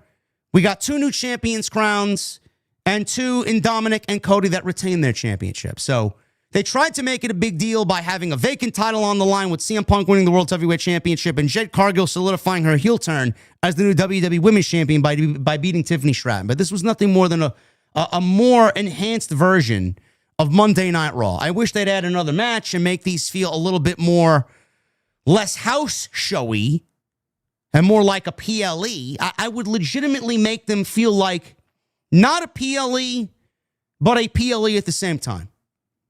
I'd make the PLE 6 matches, and I would have 5 matches on these Saturday night main event shows. That would be it. That's what I would do. But this was still a newsworthy show, no matter if you liked it or not. CM Punk is the World's Heavyweight Champion. I don't really agree with that, but, you know, I think he's above the World's Heavyweight Championship, but I'm not booking the show, so. CM Punk is the World's Heavyweight Champion. That in itself is newsworthy. Jade Cargill is the new Women's Champion on SmackDown. That in itself is newsworthy. John Cena has a tournament, 16-man, the last time is now tournament, to determine who his final opponent will be. That itself is the most newsworthy thing of the entire night. And coming out of this show, Cody Rhodes, CM Punk, Jade Cargill, Ethan Page, Blake Monroe, and Ricky Starks, 6 former AEW talents over the course of the last 2 years, now working for WWE, are all champions within WWE. I would say that's pretty fucking newsworthy as well. And obviously, in my opinion, done by design. WWE sure getting their fucking laughs in on that one. Ha-ha, look at what we did with your talent. Ha-ha. I thought this was a good show. It was an enjoyable 2 hours. Still, they don't feel big. Saturday night's main event back in the day felt big. These just feel like, there you go. It's like me going to a wine bar and fucking munching on cheeses and fancy crackers. It's not dinner. It's the in-between dinner. But at least I got a nice couple of glasses of wine out of it, so I feel a little buzzed. It's basically how I feel about Saturday night's main event. That's your show. Thank you guys for the 2,500 people in here on this Saturday night. You guys are awesome. We're going to get into your super chats in just a second. They are open. They will remain open. We need 100 more likes for 1,000. So please, if you guys are in the chat, have not hit the thumbs up, please do so. Leave me a comment down below. Let me know what you thought of tonight's Saturday night's main event. And go check out all the great content on the channel. We were live for Tuesday Night Titans, episode 118 with the Solid Monster, and Wednesday with Jesse, man. We actually enjoyed Dynamite this week, and we had a lot of good things to say about it. And we were very fair in our criticisms about what happened on the show this week. So all the, oh, JD's a grifter narrative, that quickly gets put to rest when you watch a stream like we did on Wednesday. So go check that stuff out. Again, I apologize. I was not live for SmackDown, but when the show is dead and you guys have zero reaction to it, I don't really feel kind of engaged to stream or enthused to stream. So I opted to call it a night, but we're going to kick off November the right way, man. I may have some content up for you guys tomorrow. We'll be live on Monday, and we're going to make it a great November, man. We got Saturday night's main event tonight. We got Cena on November 10th with his tournament starting. That show is taking place in Boston.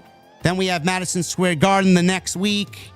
Cena's last 2 Monday Night Raws this month. We got Full Gear happening in the middle of November. We got Blood and Guts. We got Survivor Series. It's a loaded wrestling month. So we're going to make it a great one. Tonight we're sponsored by BetterHelp.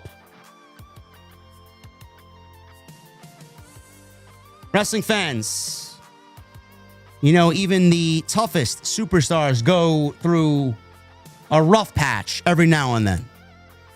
Maybe it's stress, maybe it's burnout, maybe it's that voice in your head looking at the terrible creative that we see. But you don't have to face this alone, man. We all love to vent. We love to vent to our buddies, to a bartender, maybe even on Twitter to a complete stranger. But not everyone's the right tag team partner for life's biggest matches. That's where BetterHelp comes in. BetterHelp connects you with a licensed therapist who's trained to help you work through life's toughest challenges. It's completely online. so you can schedule sessions when it fits your day. No travel, no waiting room, no cutting a promo about your problems in public. BetterHelp's been doing this for over 10 years, helping people find the right therapist match through a simple questionnaire.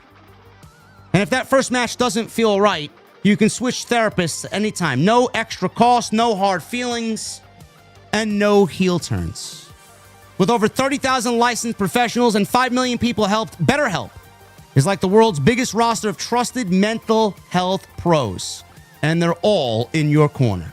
So if you're ready to stop fighting solo and tag in someone who can help, give BetterHelp a try. As the largest online therapy provider in the world, BetterHelp can provide access to mental health professionals with a diverse variety of expertise. Find the one with BetterHelp. Tonight, our listeners get 10% off their first month at BetterHelp.com/script. That's BetterHelp, HELP.com/script.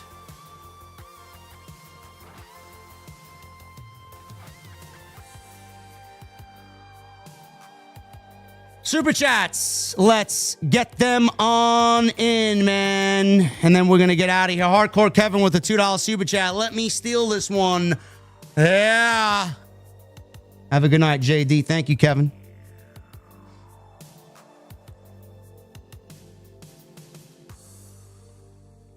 Tone C with a 32 months OTS for life.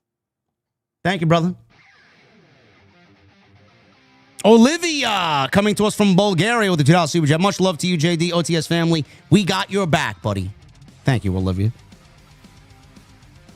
Thank you very much. Sammy Brothers with a new membership. Sammy, what the fuck is Sammy drinking tonight? Someone get Sammy a whiskey on the rocks, courtesy of the General. Michelle with a 2 at this point. Send Drew to Raw. Drew in the Vision. Sounds good to me. I don't know what we're doing. Are we doing a Vision War Games? Are we doing MFTs versus Sami Zayn, Rey Fenix, Shinsuke Nakamura inside War Games? What are we doing? God help me if that's the case. Did you guys see that they added Chris Statlander and Mercedes Moné to Blood and Guts? They added Tony Storm to Blood and Guts.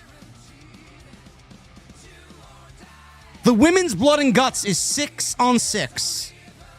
Boy, they're breaking all kinds of rules over there. Not only does it not make any sense, but they've added an additional member to each team that doesn't even need to be there.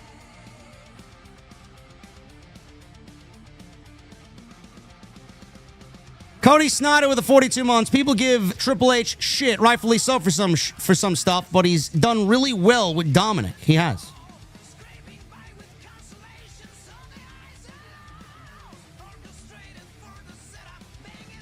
Dominik has had a great year, for sure.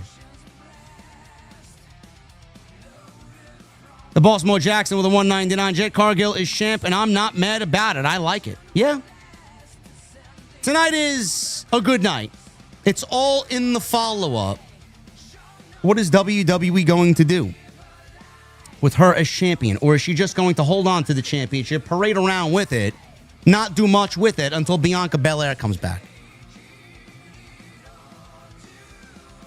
Tony Brown with a 41 months. I hate that very tasty Tiffany lost, JD. Nonetheless, what's the name of that liquid death you're drinking? I'm trying it. Psycho Cider, Tony. It's the Apple one for the season. Psycho Cider. It's delicious. Actually, I got to go buy more because I'm all out.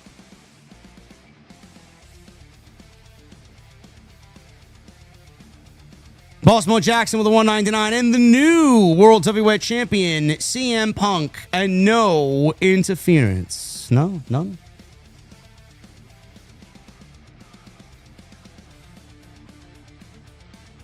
Toya D with a 2. Well, JD is not going to like that ending.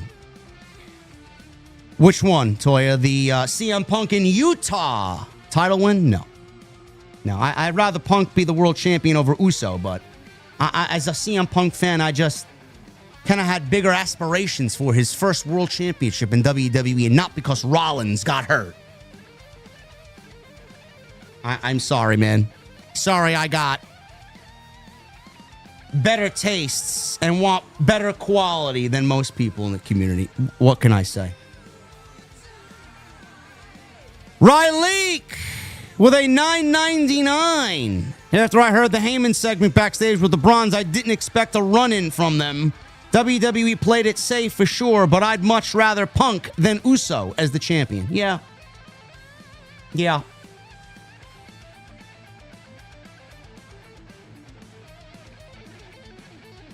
I agree.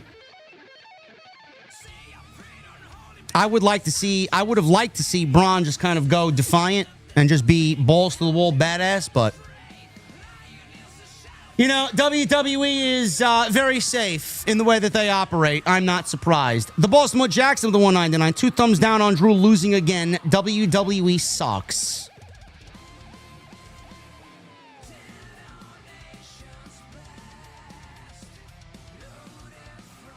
Based CLC with a 499. How's it going, my big homie JD? I'm excited for another banger stream. Keep up the great work.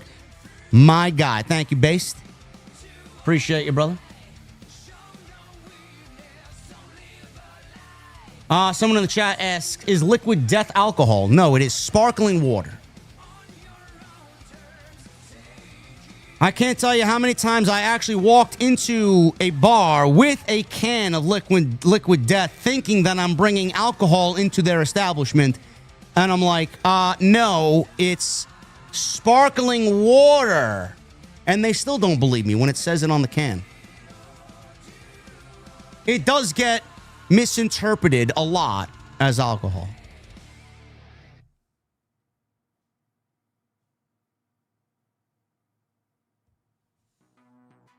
Cody Snyder with a $10 super chat. That post with Punk, Jade, Ricky, and Cody with their titles. There you go, Tony. Yeah, I saw that. I even posted it before the stream. I looked up the word definition, or I looked up the word fumble in the dictionary. I looked up the definition of the word fumble in the dictionary, and I saw that picture staring me right in the face. Fumbled. Soma BT with the $2 super chat. Skip the show to watch you, JD. Hashtag Utah Punk. CM Punk won the World Championship in Utah.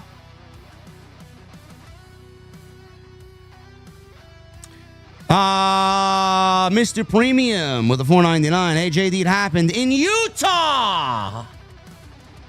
Live and in living color. Hope you're well, man. Thank you, Mr. Premium. I wonder what Jason's going to say about Utah on Tuesday. Andrew Cool with a $1.99. Are you not intrigued on Roman and CM Punk WrestleMania 42?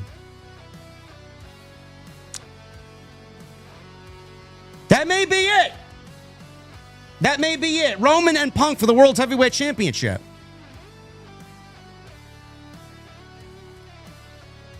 I guess the new Mania now. Roman Punk, Jimmy versus Jey, Gunther versus Brock, Cody versus Randy,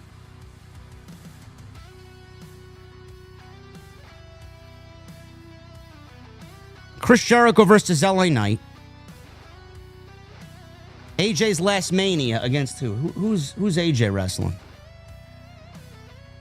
Maybe we do Brock versus Braun Breaker and do AJ versus Gunther. Jade versus Bianca.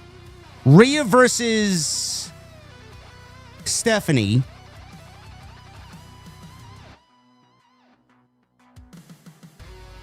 What else are we looking at? I don't know. Finn versus Dominik. Could be AJ versus Finn. Could be AJ versus Finn, yeah. I could see that. You see, I liked my way better, bro. I like Punk winning the Chamber, wrestling Cody for the WWE Championship, having Braun Breaker walk in as the World's Heavyweight Champion, and have him wrestle Roman. What do I know? What do I know, man? Liv versus Roxy. Yep. Maybe we get Bayley versus Lyra.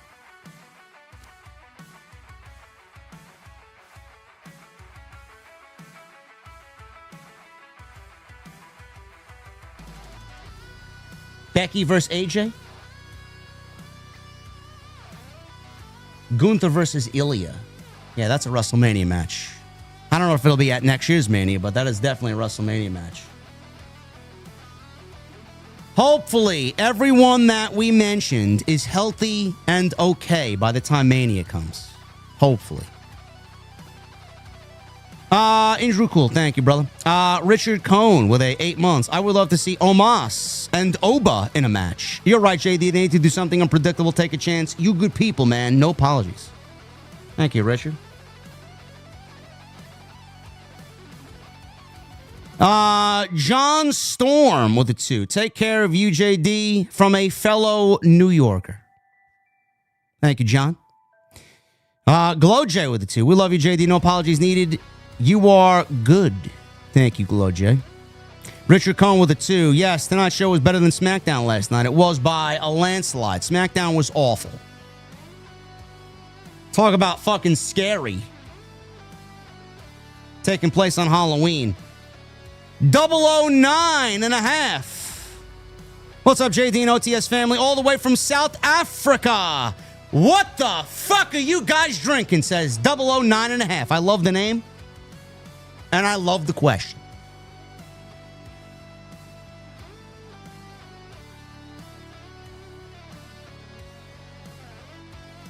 Aslan's with a 990 in Super Chat.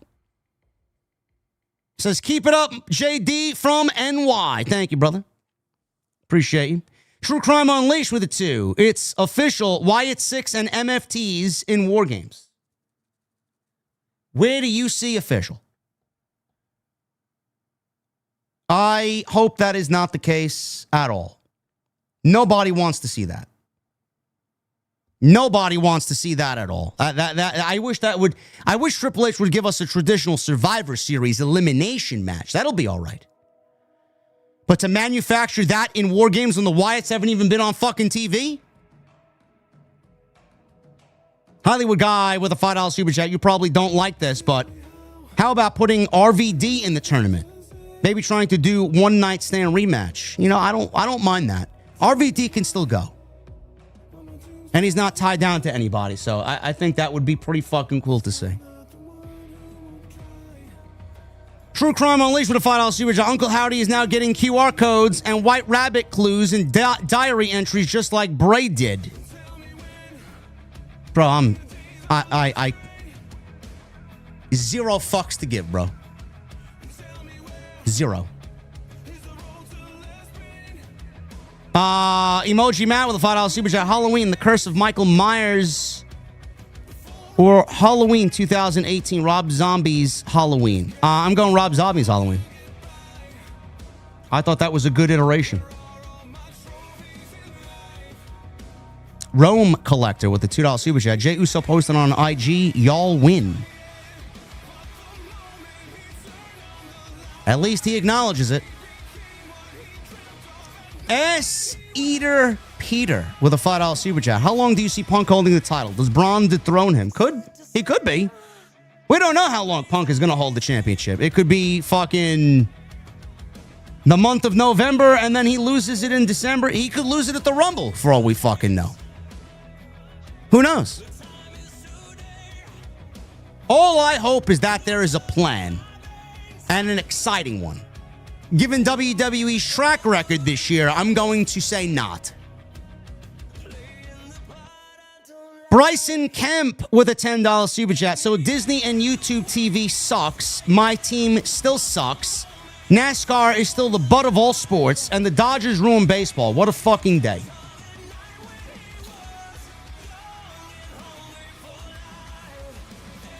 Brother, I'm sorry you're going through it today, man.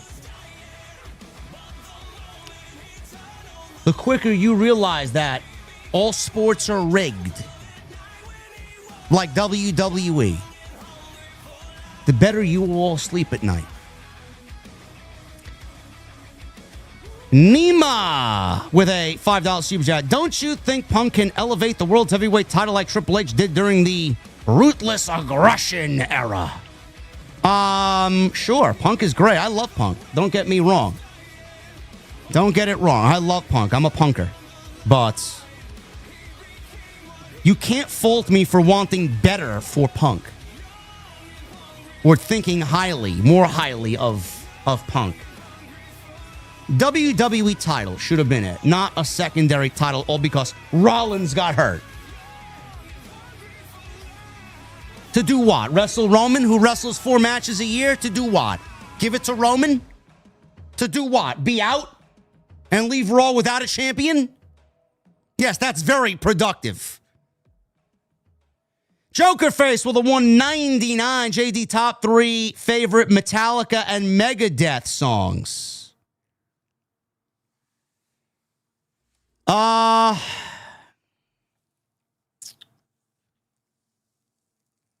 a tough one. Metallica, favorite top 3 Metallica songs. I will probably go with Battery, Four Horsemen, and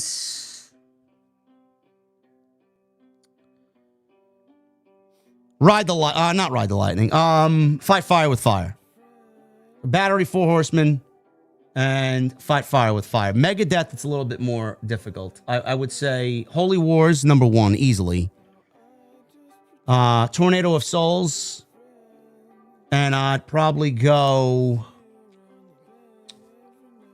You know, I'm going to throw a random one out there because I love the song. Return to Hangar off of The World Needs a Hero. I think that's a great fucking track. That is a highly, highly played track inside the Mustang.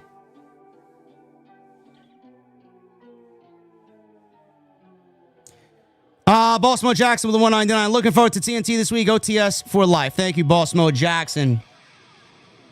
Base Beerus with the $2 super chat. Hey, he says, Jey Uso neck breaker. Get him off my TV. Yeah. Yeah, I'm done. I'm done, bro. I'm done with Uso. Dom Wapo with 28 months. Do you think the Dodgers three-peat? What a crazy end to Game 7. Bro, there might not even be the start of the season next year. We don't even know. They may be on strike by the time March comes around.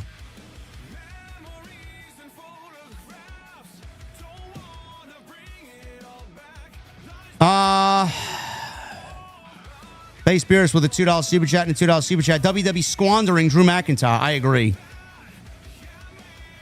I genuinely don't know what else they could do to make him look worse. What can they do to kind of fix all this? I don't even know.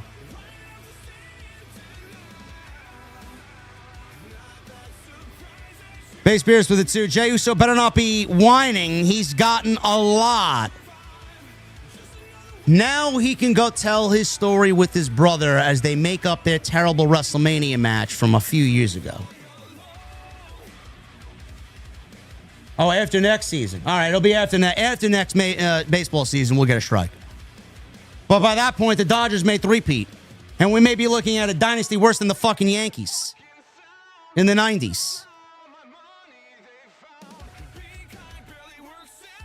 True Crime Unleashed with a $2 super chat. I love your channel and perspectives. Well, brother, I appreciate you being here, and I appreciate the love. Thank you very much. Thank you very much. And Hollywood guy with a $5 super chat. Which up-and-coming wrestler do you think is a great technical wrestler? Not like Mr. Perfect or Bret Hart, but close enough. Up-and-coming wrestler? First of all, there's never going to be another Mr. Perfect or another Bret Hart. That's number one.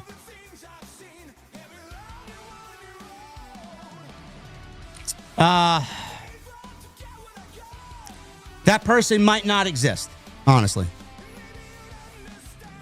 That person might not even exist in the company right now. I feel like everybody wants to be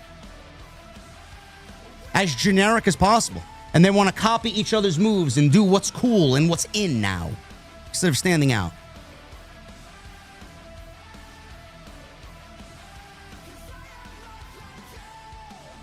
Johnny Boy Vaccaro with a $5 Super Chat. Florida Marlins and Tampa Bay Rays won championship over teams who gave them money because of salary cap. Stop thinking MLB is WWE scripted. No, all sports are rigged. The quicker you understand that, the better you all will be. And the Baltimore Jackson with the 199. Drew McIntyre deserves better. Yes. Yes. Yes. If I was to choose Brett or Perfect over Gunther, I'm going Brett or Perfect. I'm not putting Gunther in that category. Gunther isn't technical like Bret Hart was. Gunther is not technical like Mr. Perfect was. Dr. Scorpio with a $5 Super Chat. Painful, but GG Dodgers. Second of a series, though. Toronto and choking in Game 7. I should have seen it coming. Hope Jays can come back better. Cheers, JD. Thank you very much. You guys are great. Thank you for a great stream tonight, man. Appreciate you all hanging out with me tonight. And follow me on social media at JDfromNY206, Twitter, Instagram, TikTok, and Cameo. Hit that subscribe button down below. Turn on the bell for all notifications. And please make sure you go check out the rest of the content on the channel. There's plenty of it. And check out my sponsor tonight, BetterHelp.com. BetterHelp.com/scripts. Base Beers with a 2.